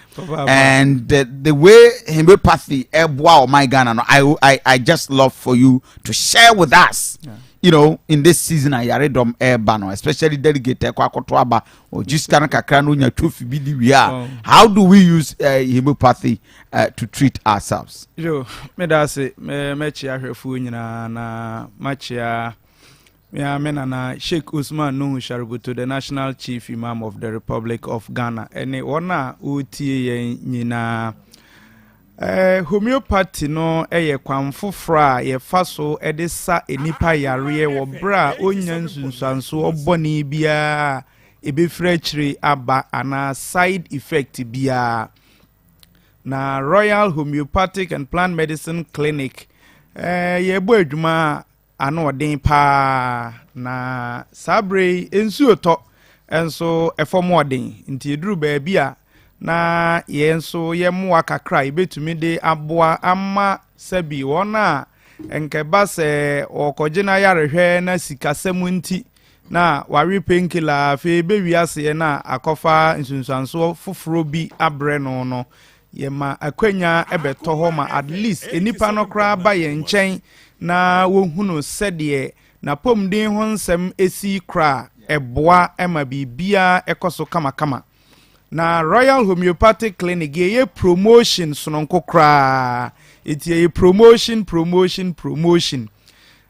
ye nyina ye nimsen ka akwa yarehwe bia ubewura ba bia akwaje wo card yese koye lab wa ha ubetu esika koye we wa ha ubetu esika koye we wa ha ubetu esika de ubeye no wo ho bia eyesikasem na no ne yatena sidin ahwese ye mudodo sen ne ebetumi anya sikai akoye saade yi enti yenso ye moa kakrai na promotion ayeye no enese se uba ye card any folder no 50 Ghana cedis 20 cedis mienu 10 cedis baako obi oha no onim se 5 million there be enye 5 million 50 Ghana cedis tete hode no 500,000 eno ne yede be ma card ne ama folder ubewura doctor who a friend consultation now na akotena se atwetwe nkomo na wa kyerɛkyerɛ wo yare ya kyerɛ no na wa ma onimdeɛ wo ho no free of charge yenye hwe se atwe mogya na de collab na Kofi mu bibi mu dudui mu kama na ehunu de hawa eno nso free untu akapre kra afi ye wa afidie nwanwaso wo afidie na bescan ne wo nipadua no efiri utrim abesi wo na ase ebehwe wadwi mu wani wahrawa wakoma wo brebo wo saabo wo dwunsotwa wo nsunum wo nkasem wo ntinim wo bam wo bibia besi fom twan free of charge na sefatase ye de wo si massage machines ahodo bi so na ye biebie wo ntini no a eno nso free na mom si ehunu yare no a ha wono na sefatase ye de wo to aduro so a ye de wo to aduro so ne ya charge wo kakra na mom se wontimi ntua ne nyina ye de ye ma wokwan ma wotuatua no kakra uguso ebeji wunro no na wotuatua mpanisi amfo na kire ne nto aso se bi aduro de wo ye ne na awotwe mienu na unhunu nsesa ye bia na wahunu ba bia keka kro uba na oji ye nuro no nso a na abehun se obi bia ekọ kama homeopathy no ye treat nipadua ni nyina kama ye trigger the body's natural system of healing no ama unya o natural healing kama family telephone number in a frame ye 0242 951 005 0242 951 005 tieni ye na twero ni ye fatu baby ye ne bia sa brei ene ehia wa ebe kakra na ehia opa 0242 951 005 0242 951 005 Vodafone line ye 0204 496 212 0204 496 212 0204 496 212 sa number na frame a wonsa ebe kame yare bia hawo no oba ye de obefa abefo kwan so na ya hwew kama sɛ ɔyɛ ɔbaa na awoɔ ho ayɛ den ama wo sɛ ɔyɛ bɛrima na awoɔ ho ayɛ den ama wo o prostrate na ayɛ kɛse dwonsɔ na sizi ana ɛba kora wonhu no stroke na aka wɔ ɛyɛ diabetes typhoid fever yareɛ bia ɛha wɔ sema bodin sɛmi modin no tutumrikai yɛyɛ adwuma firi dwoada ekosi memenda yɛstate anɔpa 7:30 nɔnson ne fa ne apɔn anwummerɛ nonum 5 o'clock sabre yɛyɛ adwuma dendenden bebi a wo bia tumirika nebra yɛasoɛyɛ wɔn a wɔwɔ Accra ɛne ne mantamu miame nana Sheikh Usman Nuhu Shaributu the national chief imam ɛna wɔbɛbɔ mpaeɛ ne ne mpanimfoɔ bɔ mpaeɛ ɛma yɛbie Accra branch hospital na no kama yɛwɔ Accra Madina Ashalibotwe yɛwɔ Japan Motors sɛ kwan na de kɔ Lakeside no ana ofa Ashalibotwe car na so ubesi wɔ highway taxi rank usi hɔ no mo a mo abɔ apata fɛfɛɛfɛ ɛna taxifoɔ no wa sɛ wonya duro na aka sɛ wo kɔ Royal Homeopathic Clinic taxi drivers ni nyinaa nim ya so yɛ ɔmo de wobɛba sanso ɛna Kumase ɛne ne mantamu nyinaa yɛwɔ Etimatim Monique Junction pankro no etimatim ana wonya fa etimatim ka na so ubesi wɔ Monique Junction oba besi wɔ yɛ ne mu pɛɛ wɔno ɔwɔ Tachiman bono ne ne mantamu nyinaa yɛwɔ Tachiman sansama kwa no so Blue Cross Faith Baptist asɔre da no ho hɔ Alhaji Tobi abrosan akɛse no mu a ɛne yɛwɔ ɛnɛ wɔ telephone number na wo kɔ baabi a ɛnyɛ yira kwan kra fa me telephone number na frɛ me sisi a na tumrika bra na yɛnhwɛ ne wiase ama me ne wanse no na ifiri yareɛ obi benya nso a ne firi yare kro no a fa number no ɛyɛ 0242 951 005 0242 951 005 0242 951 005 and now share TV nani kura be say egu ho akese kama wo bona wire be fi kura wo twa no photo na fa to phone so wire fi a obekai Vodafone line is 0204 496 212 0204 496 212 sa number and afra wensa ebeka me Royal Homeopathic Clinic bo modia se be bia wo bia yare bia se yare nko na hawa hwehwe ye kira kwan nyame ya adoma inshallah wensa beka wa yare sa doctor mayena wase last 3-4 weeks I'll buy will be frame say obviously was here and we're happy. The kind of reception I'm with the my workers in the that is the Kumase branch. Okay. Team Monique Junction. And Yamisha, I want to believe other branches and so no reception here the same thing. So and come on the patient in the bed winya man na duro kra na na ho ahia tonoba. Okay. Nti no so ye ade e koso ye ho. My na wase. Me so me da se ba. Yamisha. Busan for Royal Homeopathic Clinic and mote Dr. Ibrahim Adam Isankano. Mamin Frasier, Mamin ko another, in fact, from one doctor to another doctor. And this is a doctor, a PhD, the way doctor knew homeopathic doctor. And yes, I've been doing treat me homeopathic. I'll be coming. Yeah, so a minute. Okay, so Mamin Tio, this Flomantemu spillage. How best have we handled situation in Kofi is poorly handled. And Ghana there we have been noted to say when it comes to management of crisis we are not mostly and at the frontier it's poorly handled say minim sa waso a ene VR for ne community no because me say minister for water and sanitation when the eka say omone ayifo no edin sa waso ama most community for so be ka say omo anye sa but I remember the assemblyman for Mepe hono eka say omo beye bibi sa ba na community simulation exercise yes but na community no na they are not known even oka say the MP Honorable Kujito wasn't privy to yes and that is idea wo be ya be affect a community na se omo nye known and na se omo nim de wo ye na how would they even na intent ni saying yeah. So omo ka se omo nye known dia they have the right to say so because I didn't e fa me ho ensuo ni bai enye wo be simulation a wo ba no na wo nti wo but omo te ho no omo na e fa omo ho enti se eba sande a they have the right to say and eba se minim what I said there was a forced evacuation of Sedeyo. Na tena ho ma nsuo no because we idea we could have handled it. Idea nsuo da betem ye bebie. Ndi we no nyese nyame ne to nsuo no ne begu ho.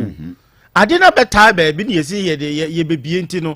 Enti kan ye ntimi yusu even the security eba so agent kwa ye ntimi yusu security for soldier for nkas say ni na eba nti omo te won se bi muni Kofi nipa no betena ho say soldier for na aba se omo se omo ne omo baka se omo nko and that was poorly handled ni ahwa made ye bia mama bia ama ye and that was an intention. So I side with omo ka say the community no we have to compensate them.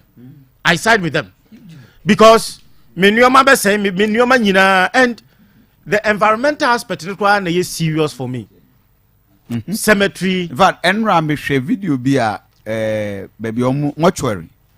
Na insuona afa mortuary na unze omudi kan eyifunu ifo. Na rabbits na ifunu hihye mi na abetensuo ni na area just reporter no ho bon kan.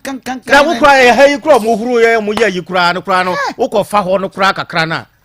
Na we ya say serious na we obi ka say bomba latrine ne de wo ho nyina be pi ene wo septic tank wo mu fie ni nyina be ay so have wise na die no kura ni we have not done well. We have not done failed well. We have failed and me nim hawa enti na me ka say ye ma hu ye mpa de shi nipa ni ti be jai nipa na sa ma e we yi obi wo ho a e kro bi a me ye say COVID isi wo airport bi omo airport from messenger to we no omo sisa omo nyina akofa nipa foforo free say bia katamale omo ye adwuma ho no nyina aba ha ana omo ha ne apam omo ana omo so omo ye investigation ti wa ye be hu say within the line no ni eyi wa free wanye wo adwuma wo mabi eno kra no de wo kokko say bia say minor boka they will just put you in the court and the court will decide the punishment ya ha ye nyesa enti obia the cost of environmental health wise no dangerous. How can say these waste dead bodies ni we ni nyina any hospitals is because hospitals no ebi so ayeyi omo maternity omo give birth ni sa nyoma we ni nyina these things will be but as we are not taking it obi so the boss of so the corner Nzodi abosom. Abosom Kofi a serious matter. Me jidi say yanyade. And the people deserve say also we have to compensate them. Idea can say preventable. You bet me because when you nyame toy to nsu be 5 days. And no chronic can nabble and not move for more. Not move money wana. Oh, na Ghana here baby nsuo edu baby. Ghana nad mudie no mo. I mean Ghana nad mudie no. And Kofi, I disagree with that. Jacket chrome. There's a committee na yete ye no kureni. Ministers 8 no so for ministers 8 hu bayi. We for ministers 8 hu bayi. We senior 8 ministers, Nekofo so come 13. Where does it concern about ministers? Oh, yes, I did be a Kofi, a very Bibia aquatic committee, near Fankrofo, minister for wine, minister for way, minister went to Muni near Jumabia, now Betimia, not way, you know, and at the same time, Kofi relief. And also, so I'm saying, the channel why a bassa. Yes, this a private individual like Media General. Koja mine enra na chese cars aban die ne die na aban die no de akọ apart from 40 million what they say no nyina tia wo budget bi a sika bi de ba beto say relief bi e ko say wo de obehu millions of dollars bi e ba kan to ho no but yehu the relief is a private for your mode ba nyina kaba this time kwa wasn't creating an estimate of the cost of it bibia ya where the way by him say ekọ ha where the way kọ ha and once obi wo ha and because MPC ye bi me kwa me school KS2 almost say jijiska e dia ko they say wo de kọ he ekọ solve the problem is a medical enioma na cement na mo na den I wasn't getting all these details na so obi bua kra na wonim say ha ani e de we na me de support we na me de ya ade ntimi nya ina obi a tu nu agum we so amanfo be fa ho ayeye no so obi wo so no obi so be fa ho ayeye. Anyway, we hope that things will change. Lawyer Doku, Mamintio. I know I agree with you. Oh yes, because we say no, we share the posture of the government. Any the general attitude. Any minister be comment say you can't see omunko. You was also you can't see omunko. He even no set yam omunko. And the president nakasa kan ya. On ya bakasa omo say. O me kind of cross to. I know them facho do. So one say ya Kofi. Is there a premise who adwin ko na wo mutim. Na Kofi asema ba. Na mpanifo mu do man no pa na nipa. Kofi ade na to omo no. Apart from say Kofi be lose omo valuable certificates kura ba yida. Obi gold ko betima yida. Obi shine. Sa boso ma okay. Eye abusu be japade o. Na mo dem kan sa dia na boso. Any agreement associate obi no ma be no. Of course, Florman tell no answer boso dey bebre ever copa. I'm boso ko. Kofi yeti was doc udem kwa se ba biliki ka kan se nsugu ba bi se de wusi Philippines. You can imagine. But it's serious. I mean, if you okra kon na ba bi se wo bi bia o fa oda hwe bi ni pamada. Apemfo ene nkoda na ye hu se aban no se gidigidi se ima baby kura mama fo nyina baby you important papa bi kura mama alindia. Classrooms, academic activities has come to a halt. Yeah. I mean, from basic to secondary, for the last 2-3 weeks. And these people will write the same exams as the national curriculum together with other. I mean, schools. It's damn serious, man. The man here who say the doctor can Omaimu Yanchu Biasu. Obi Kwabonia, you must have a question. She said, and no one will be a pesa and ask a nip and mubia ukumwa. It of Master Main Titia. That's all we are con. With the best share, Professor Stephen and Desmond can say, President Kufado, Obibia, onion on Fantinim. Over 14 months, okay. And yes, sir, you go down as the worst president ever to have happened in this world. Okay. Because Kofi. Oh, yes, Kofi. Not this country. No, Kofi, Papa, Otoi. Assembly and Sima who's often serious. Oh, yeah, no, come here, say. Not the no more say. No, Kofi, show mom for Panya. You would only be Obi baby or that just be Pia Bassa. Not a cancer, Niaseneko. We ever can say. Madame is a committee or Mati. Eh, said that, yeah, no, and go to baby. National. Yeah, sure say for this particular one day. Yeah, Kofi, you are intimidated. Memene, a month for you can say, you improve the same way. Not important going to mean answer will be because the trauma no more come to cry. Change say because of in a time so long when we are journey, never be out or so. Now, you can immediately no young baby almost no more class. I'm wrong. No more crab we are. Yes, set to a year by way of compensation. A bit me, ama omu few hound kakra because you kromha and any pa air to zika to go. Did you ma basabasa and fakwam? Just cash and passing the demon to go. I own day.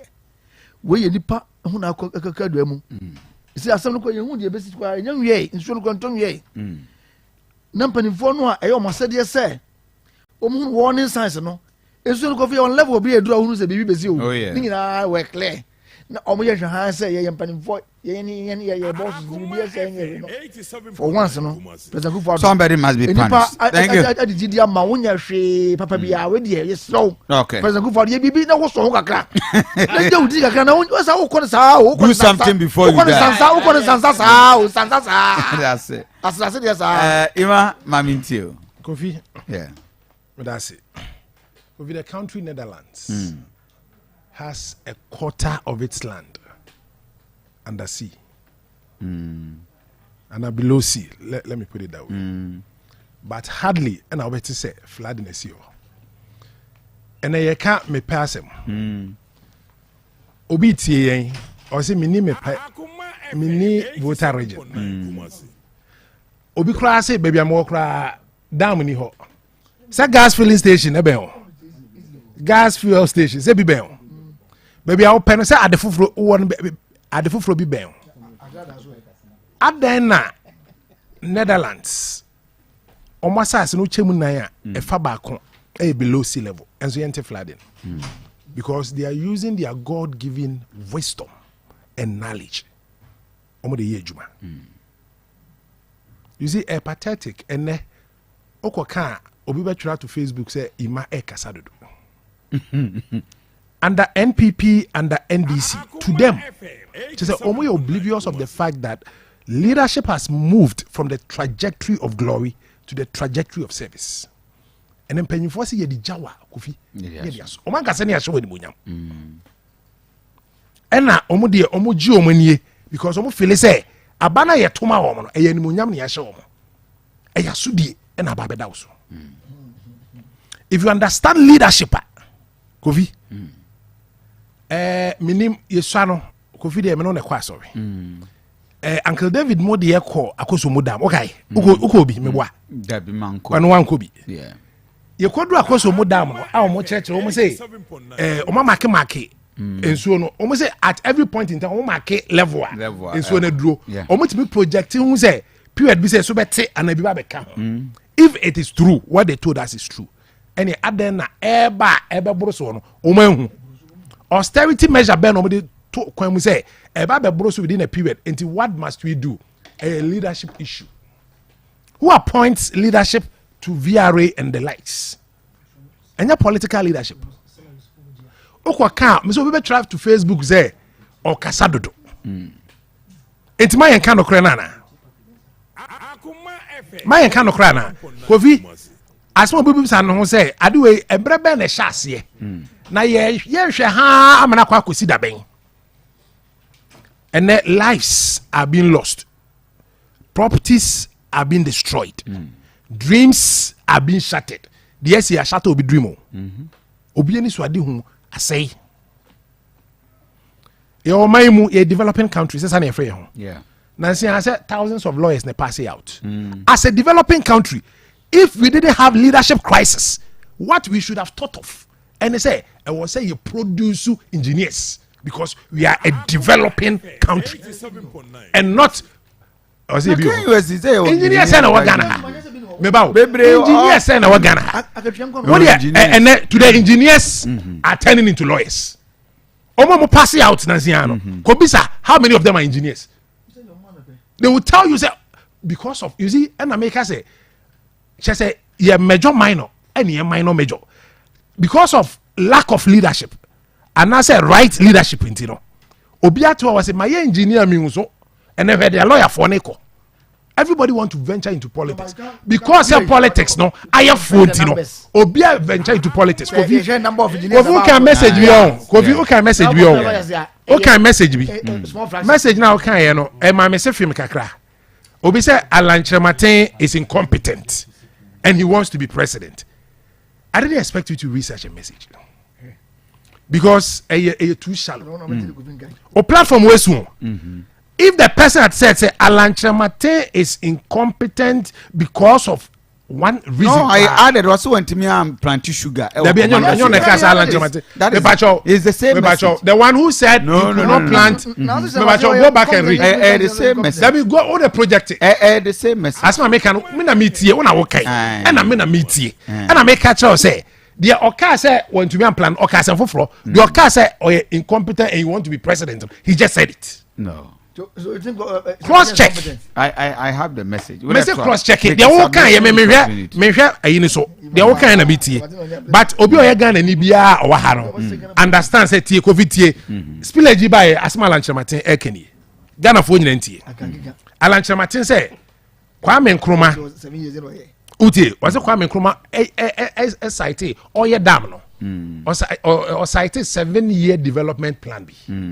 Kofi utie 7-year development plan no under National Development Planning Commission or no or sergeant for Dr. Kwame Nkrumah na oye chairman honorable GH Mensa secretary na senti omo ya dam no omo say catchment area ni nyina omo de go into farming revolution omo ba ye serious farming no more use dam no e dey irrigate those farms enti enuma mienu na Kwame Nkrumah kan o say farming revolution no, under Martin was there for and 8 years. Industrialization. He was there for 7 years. You see your propaganda we are talking about yeah say ye pese omani yeyi the time tia no and I tia say oh yeah politics ususu say people abewia 8 years awie and you do NDC so say abewia 8 years that is why you are here. I know for a fact they led pastors since Kwame Nkrumah including President Kofi obiani ho onya the political was go into what Kwame Nkrumah plan the 7-year development go to GTP great transformational plan who tell them make Ghana fonti Alanchematin's great transformational plan Kwame Nkrumah 7-year development a year and the National Development Planning Commission it is inherent in Alanchematin's he was part of great transformational plan. Medema 30 seconds. 30 seconds. There be person etie for NTS and say okay omo person the president nyina no ala na plan the plan no it takes into consideration gas fuel station area no. He was part of Kufuor's government. He acknowledges say yeah the jawa near the aswa and leadership our moral obligation to ensure say on slack no be proactive. Thank you very much.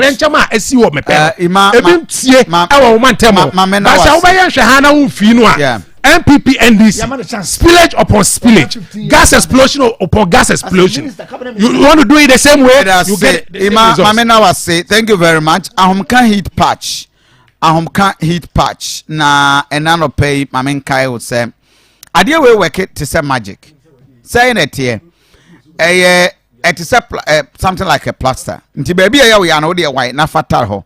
About 2 in few minutes na no na awai na pain ne ko. That's all. Oba ubu nsa na fie aduma. I can assure you say ahomka heat patch and one no. Wo dey fa bi ta baby we ya no. Manem bow.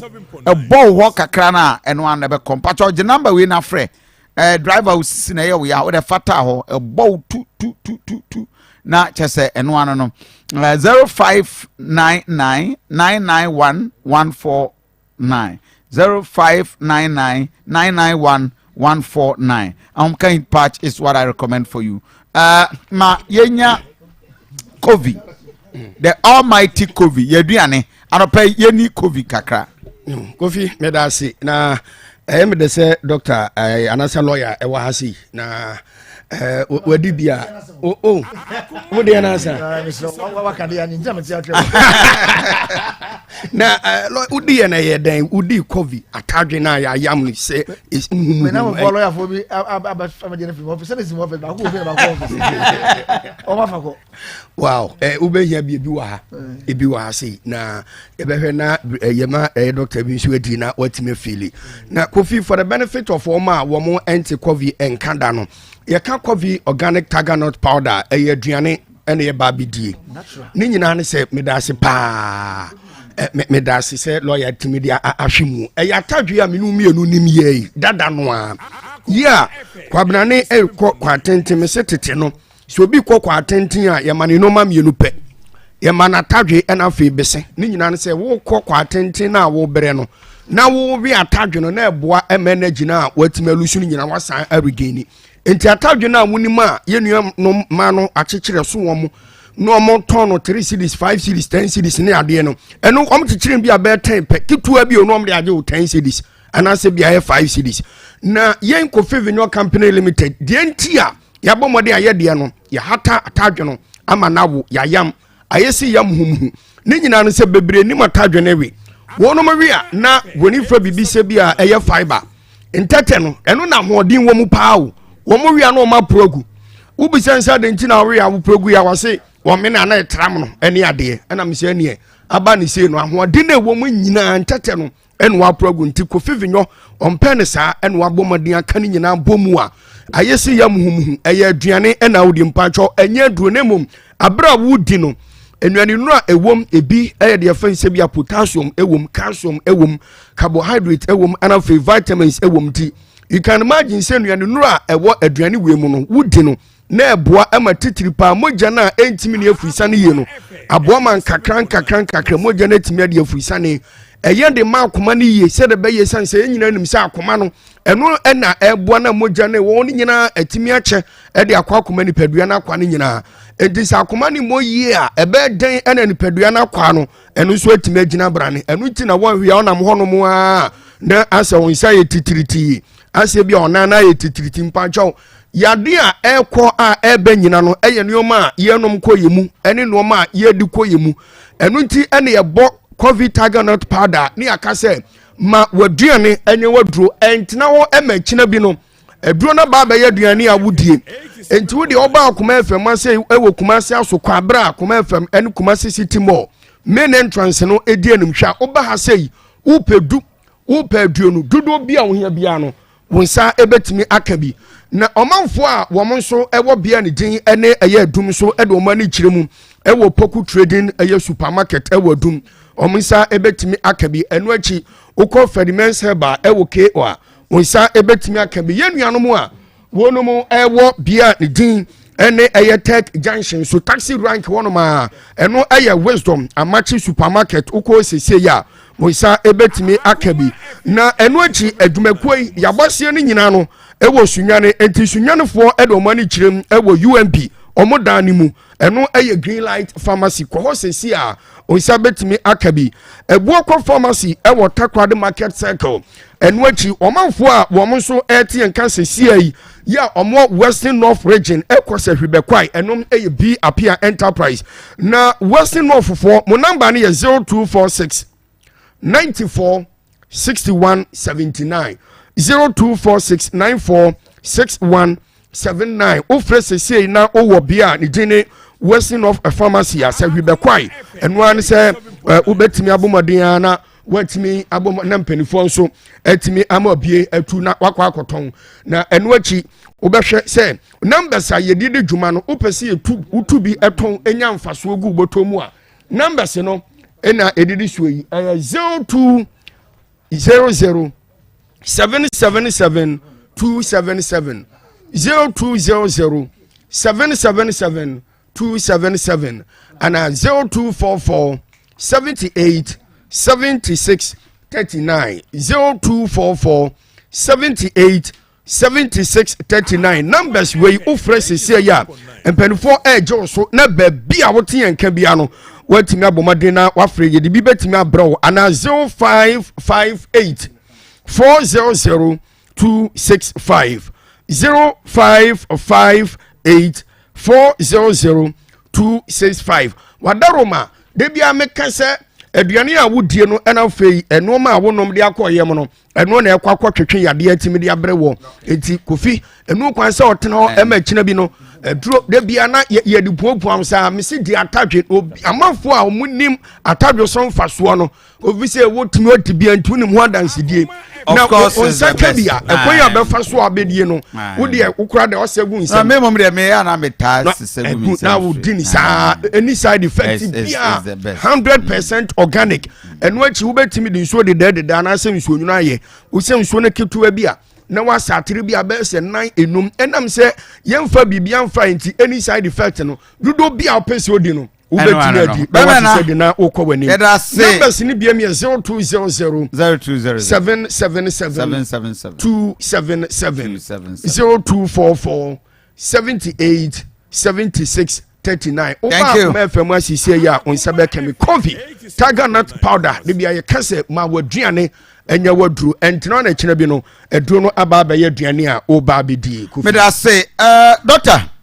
So yeah, wrap up. What is the way forward in all these discussions? Yeah, wrap up. For in terms of spillage, additional MPP. Final comment on these things. I believe, sir, also Mutiminya a good report out of this. Now it may identify why sir agreeing buy the plan and to because where is an intentional kind of a young bit me preventing. It's preventable. Yes, it's preventable.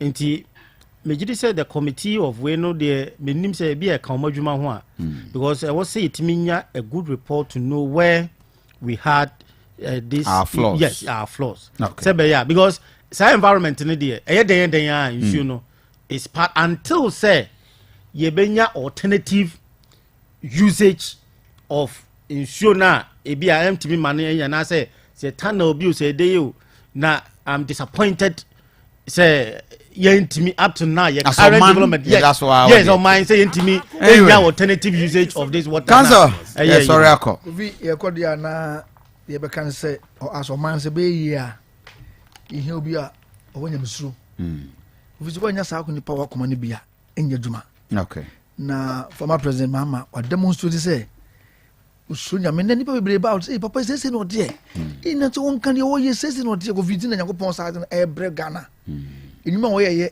visible for obi to see say onye yimu say Asante we kwa ye ntuma no 400,000 pe mo hwe votes a project ya waye ni kromo ha na obi ama no 1.7 million votes wo se wonya hwe ma wo se ha na me pe Kofi ndi pass no be se bu pa okay wo ma me o chi wo se me chena de o me nkola ni bi sa e wo hefa secondary school Aduanaba na ene o ba be che wade me pato pay your teacher back property electronics rich love ofosu hima city boache kan odi ne ho pato che teacher ni ade na no me abeje me me beje ma no iron na unim say iron ye about 270 Ghana cedis me koto no 60 cedis what mo ye promotion for property electronics oh I don't say na say woni papa steam one I didn't so gum ni bio because of what you eguso me say 2.7 at 270 me ton 60 Ghana cedis 60 me say come on. Adia food ye minya ya mentai.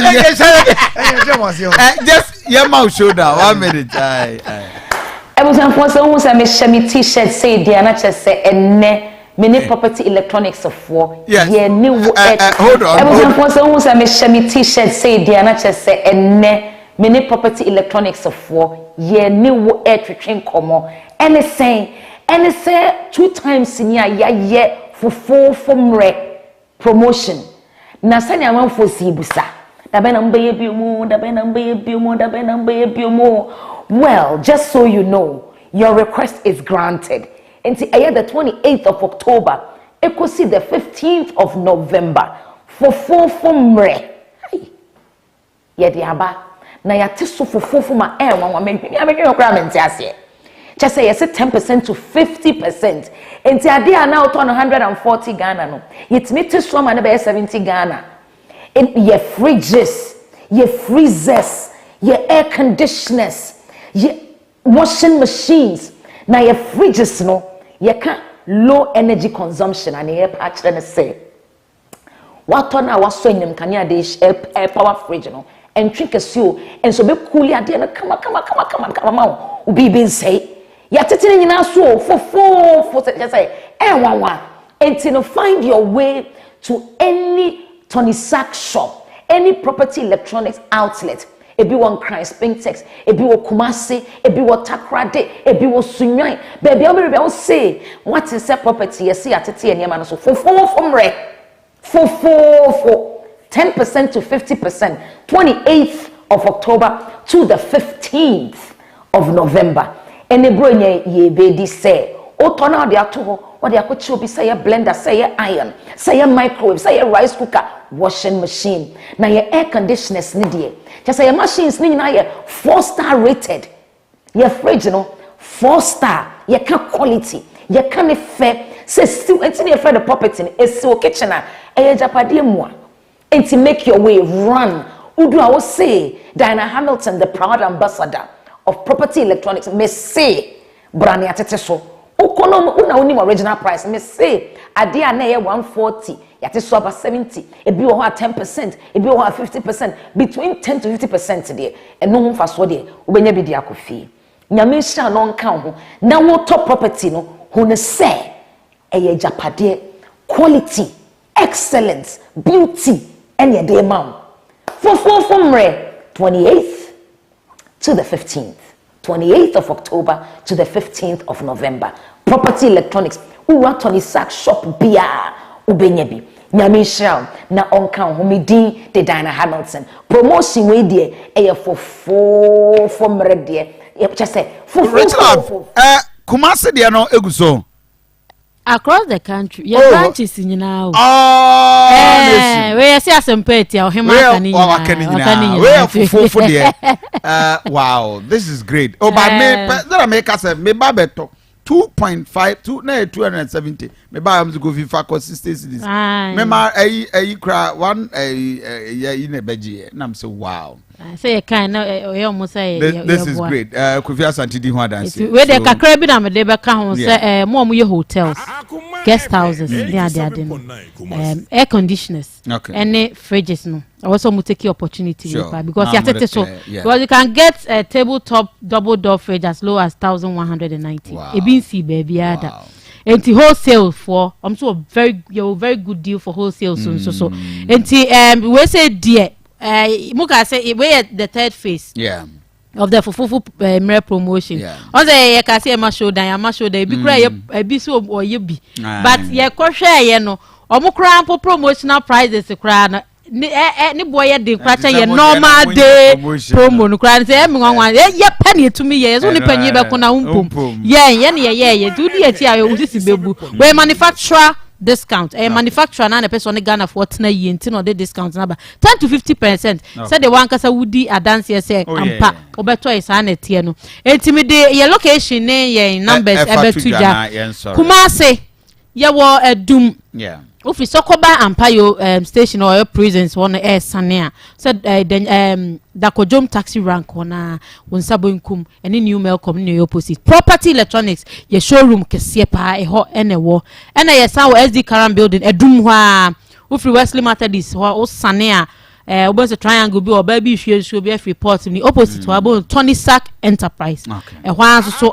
branch and now Sunyani Kokobad Runabout opposite OA Travel and Tour Rex Ehonuma NIA as a property electronics showroom Kasiepa Ewa Honti Sunyani in Patembokum ya a ben Sunyani in Ayanko Honum Edum Accra Yawa Manet Junction IS Painters or a ben Church of Pentecost one men's property electronics. Etu Kumasi na ope be Nchemu bi anawa yira ope directional. What's my friend 0244 119236 0244 119236 and at 0204 292424 0204 292424 Sunyane and number Sunye 0273 260606 0273 260606 Accra 0500 309 309 0500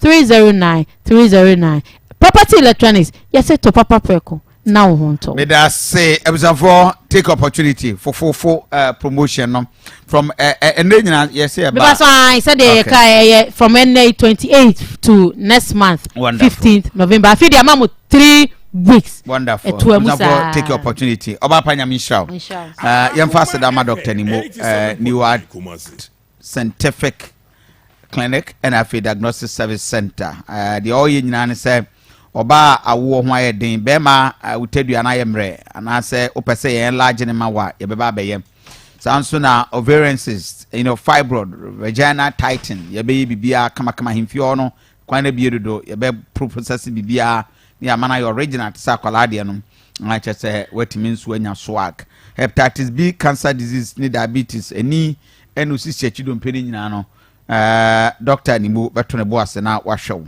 me pa cho ye wokumase atonsu Monaco junction opposite Adanse Rural Bank sanso na ukonkran so a ye wo circle inside Frama besides golf filling station where me pa cho NS chemist a opposite your number is 0244 087687 0244 087687 and 0279 087687 ebusafo wamana boy ya di show yi ebremo yeguso eno ewa ha be bia Ghana ha ade ba kwa yepese ye kanyina ne se over 35 million Ghanaians we address the president on major issues ahodoa ekoso. What do? We pick one issue na ya ne president akasa ewo ho. This week we want to remind the president on the fight against corruption.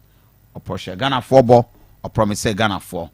And for Mr. President address. Stay tuned and you addresser Yedema, the President of the Republic.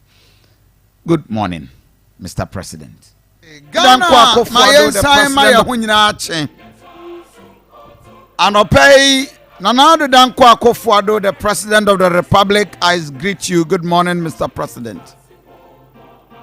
On behalf of the over 35 million Ghanaians, Mamema Wakwaba, Namenkasa, I am one of the most surprised and most disappointed individuals in Ghana in activities of Nana Aduanaba Akufo-Addo, considering in Nyama Odwa Ekoso in 2016. And now, addressed to the President of the Republic, question about Kopenamibisa, and Aduanaba Akufo-Addo, where is your fight against corruption? Where is your fight against corruption? United Nations I published a report, a survey ye ewo Ghana ha.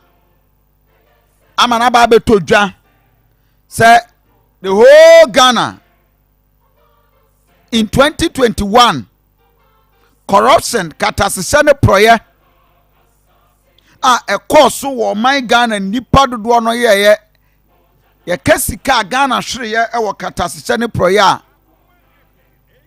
a 5 billion Ghana cedis, 5 billion.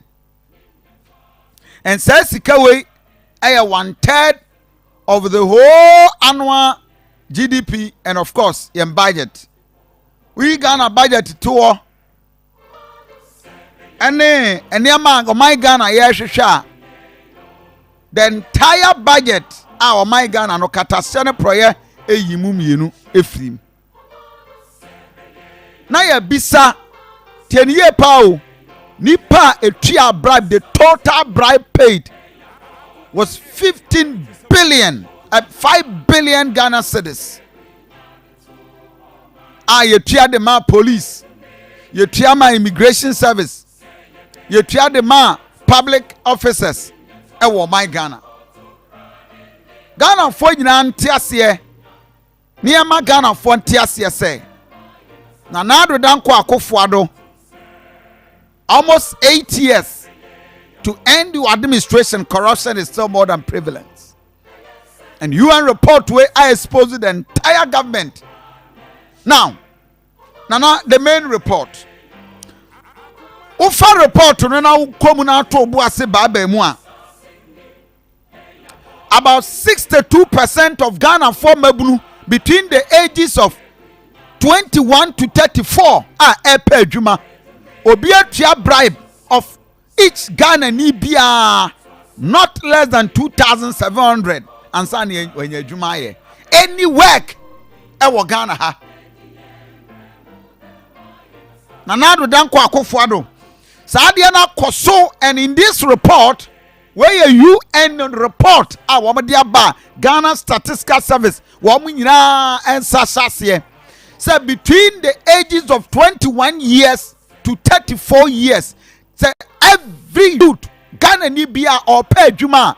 This will try a bribe of not less than 2,700 Ghana cedis and san when you juma ye ewa Ghana. From Lands Commission, see the police, Oti region, Yamboda Neso is the most corrupt area. Ewa my Ghana. We have the President of the Republic, Nana Addo Dankwa Akufo-Addo. I will see you fight corruption. Tie Nana Addo Dankwa Akufo-Addo. In one of his meetings, our Ghana Bar Association, Ebra Nana Addo Koye, na Okasa Bakata Sishene pray.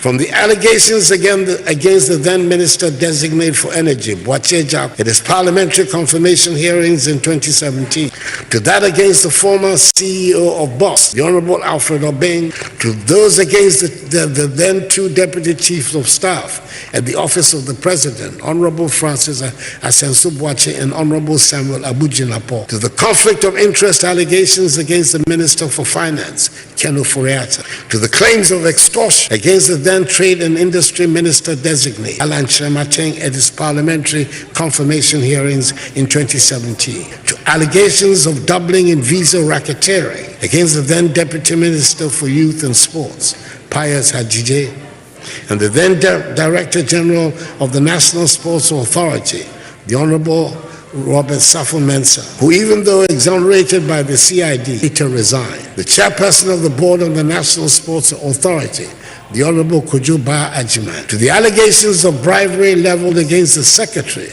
to the Interministerial Committee on Illegal Mining, Charles Bisi, to those involving the dismissed acting CEO of the Public Procurement Authority, PPA, A.B. Ajay, and the dismissed CEO of the National Youth Authority, Emmanuel Esig. They have all been investigated, and in most cases, cleared by the authorized institutions of the state and not by President Akufo-Addo. The latest episode involving the former Minister for Sanitation and Water Resources, the Honorable Sisidi Abna-Dapa, is evident for all to see. I am not aware of any government in the Fourth Republic subjecting so many of its officials to such investigations and inquiries. At the same time, several officials of the previous Mahama administration, such as William Matthew Tevi, Alhaji Salifu Mimina Osman, and Eugene Bafo-Boni, in the infamous $4 million NCA scandal, have been tried and convicted of various corruption-related offenses, and several others, including Dr. Stephen Opuni, the former CEO of Kokobo, and the Honorable Cassiel Atufos, the minority leader in Parliament, are standing trial as we speak. None of the accountability institutions of state, including the new Office of Special Prosecutor, have ever indicated any pressure from the executive over their investigation. There are some who refuse to accept my method of proceeding and have characterized me as a clearing agent, because for them, the mere allegation without more is enough to merit condemnation of the public official. For my part, I will not set aside due process in the fight against corruption, no matter how much opprobrium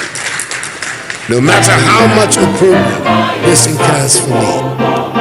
We are Ghana near na utie na Addo Dankwa Akufo-Addo we are. The only thing you do is you handkerchief nafa for when you say and weep. Shameful. So we have the president touting, giving all the accolades. And the UN report to say Ghana has been one of the most corrupt country with corrupt institutions from police to public sector. Ghana ni baby abenya jumaya. I just were not less than 2,700 Ghana cedis. From immigration to lands commission to everywhere. Obiya a 139 pages report. The president, I believe you are aware of this. This is the president in opposition. Catch Ghana for you and say, I am not corrupt, I've never been corrupt, and I will not be corrupt. Now we will be now by pay sika ewa me ma bemua and you go to the private sector. This is what Nana Addo Dankwa Akufo-Addo said. And then the same Nana Addo Dankwa Akufo-Addo in his inaugural address our January 7th 2017, Kachira Ghana for say, oh pesika, ewa me ma bemua from the public sector there, then go to the private sector. And then you were your own appointees. It was Chicago passe. I to me we are $1 million US. Bra for 6 months, 1 year. Now you who cross your yeska. At the time when my men resign, President Trokrata de Danase catch and say, on him say, ya besanity. And the office of the special prosecutor is giving everything to bear. Na body and I'm a bemu and I will be anywhere me a clearing agent, and this is what the people are saying. Say, and then what than a clearing agent? Until with impunity, obi him say we are near the crown. Your president will protect us because you're all in the name of due process. This is where we are now, Mr. President. From everywhere we are being embarrassed. And then international agencies say just a Ghana. This UN report is telling them say Ghana is not environmental free and friendly in terms of development. Why? Because Ubaha corruption is the most setback at the mount. On October 24th, 2018, exactly 1 year ni na now the danko for the general passo. I have a greater interest in my appointees not being corrupt than any critic could possibly have. Try me. Produce the evidence to back the allegation and see what the reaction will be. Oh, me wa Gideon me Kofi mu. Obi ma me evidence. No one who say na. Me mamu who say me I will grab the hipper. Now this is where we are. After years of talk, the UN report say Ghana is the most corrupt in terms of various institutions. Police ranking the best. Top. Lands Commission, immigration. And they did this so. All public sectors. Answer na yebefa mabure jumano. I just want to answer. And it ranges from 2,700. That is the minimum. Eko see 25,000, 30,000 Ghana cedis. Yeah, that's why we still looking. That's why I should share evidence. 13th December 2018. Now the Danko for that was 2019. Also May 25 of the previous appointees. Previous appointees under John Dramani Mahama. And then how many of them? And yet me are convicted. Though yes, you are not a judge. We allow the court. For that we agree. But the point is that even before the court will even say, Jack, what appointee? No, ready can the oh, there be when you're corrupt. Oh, there be when you're and even your own lands ministry at the Krataba, people like Ebia Untuminum, Omukwemu, Omudi Forest. Oh, no, I said now, Untumi is never engaging Galamsey. This is where we are. And even before we say Jack, no, ready can clear. There are things that you cannot escape. We have 25 persons involved in the last administration who are on trial for various acts of malfeasance, financial impropriety, corruption, etc. as we speak. Not who are about to, but who are on trial as we speak. And the amounts of monies involved collective in those trials, $130 million and some 287 million CDs. We're talking about over together today's figures, over 1 billion CDs involved in those trials. So it isn't as if nothing is happening. Now, in this report teacher say 6 out of 10 of bribe by a general Ghana hano demanded directly oko public officer or catch out straight say Tieska way and sana my way the amount, and it is everywhere. And now the Danko Akufo-Addo, you are going after 8 years of power.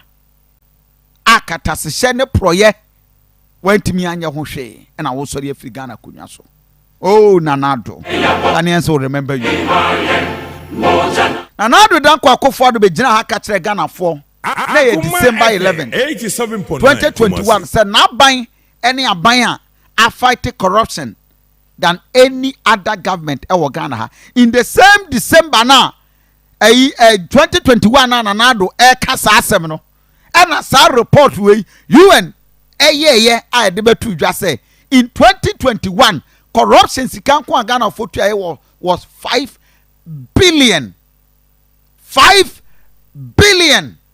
Enya million billion Ghana cedis and a Ghana in 2021 ananado touted who born in some mabaya fight corruption no na report we abontin including auditor general reporter just about 17.4 million Ghana cedis of sika and Akko West katasane praying proprietors and SS getting 17.4 million wastage and yasen through corruption.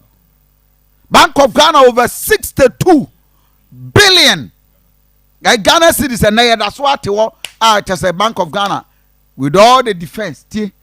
There is a conclusion to which I would draw the attention of those whose political purposes are served by the attempted stigmatization of my government as corrupt. More monies have been spent by my government on anti-corruption institutions than by any other government in the Fourth Republic, if not in the entire history of Ghana. What I have done is to show you that my government has fought corruption not in words, but in concrete deeds. We have shunned mere exhortations and showy denunciations of unproved corruption. It has been a holistic approach. We've protected the public purse, we've made institutional reforms, we have enacted additional requisite laws, and we have resourced more adequately the accountability organs of state. Why am I serious? I am serious because we have a president. Winning power was as a result of his fight against corruption, and this is where we are in Anopaya Kase. What is happening in Ghana? At the same time, Ananaka Weno. Now report about Ghana for happens to be the most corrupt. Going down, you never fought corruption. Dr. Baumia Trankruma said corruption is a sin. So I go to Proverbs 29:4. Today I'm becoming a pastor. And it says, a just king gives stability to his nation, but one who demands bribes destroys it. Just king gives stability to his nation, but one who demands bribes destroys it. So the whole issue of corruption is one that is enveloped with sin. But we live in a society where this phenomenon is one that we need to tackle. It thrives, corruption thrives in the very nature of the society that we have. 87.9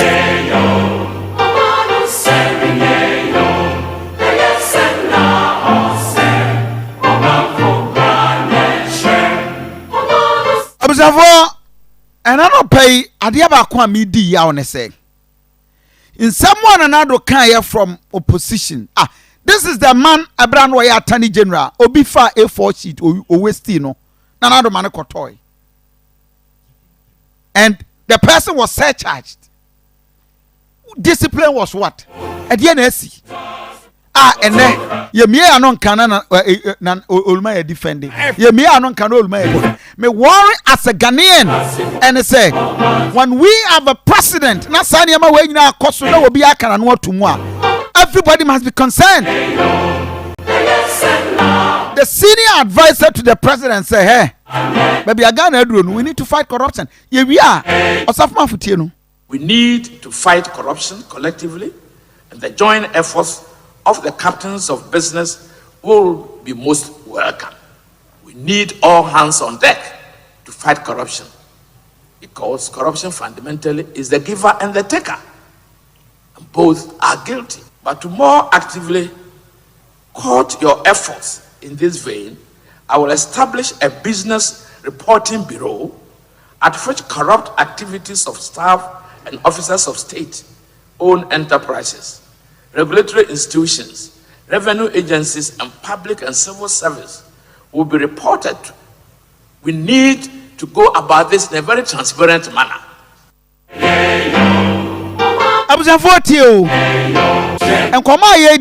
We had Ghana's Chief Justice, the former Chief Justice, Mame Sofia Kofi. At the time when Ghana, a president nom a head cut, a yitakunjo, etwa tampiopio ene ne hwan ne haircut ankokrafo esika de to diabetes aduro ye tete so no maame no chief justice can say ko katasesha ne proye na ame ababedu be edu people are amassing wealth left and right na no Ennin wasi Ghana mpanimfo mu wie sika na ado aban mu si a person nya ho akowura na ado aban mu sika no wie na left and right just everybody with impunity will be a wie sika everybody be a corruption everywhere. Oh, many people few nipa kakra de wo mu a wo mo ye decent no their voice are not even being heard. Yet the whole ministers, finance minister, for several reasons, the president only look for what he wants. And in a country when everybody say no, the president say yes. Mame Sophia Akufo, what's the other in your waste? Scabebreba, you waste all the wastages. Yet the chroma, your tone a ECG, Edema a PDS. Sa ECG sika ya de ma PDS se besi ne obi anka ho hwe na na adodan kwakofo do we are there. Mame Sophia one go straight to the point. No one Casantia was working there at a sumwe so. No one can say your penning be nor the wrong thing. But no name and shame. Count on sana netting. So and so, yes, corrupt. We are some now cocan hanum no ye we no corrupt. Sunny be at the bonnet. Near SSL law no dear no. And also be chance beban obey because Obia is against the law. Obia country obi so jono so be na yan yetete na corruption na eredidi nyama aside hweyen roads hweyen low income communities. Corruption destroys, corruption kills.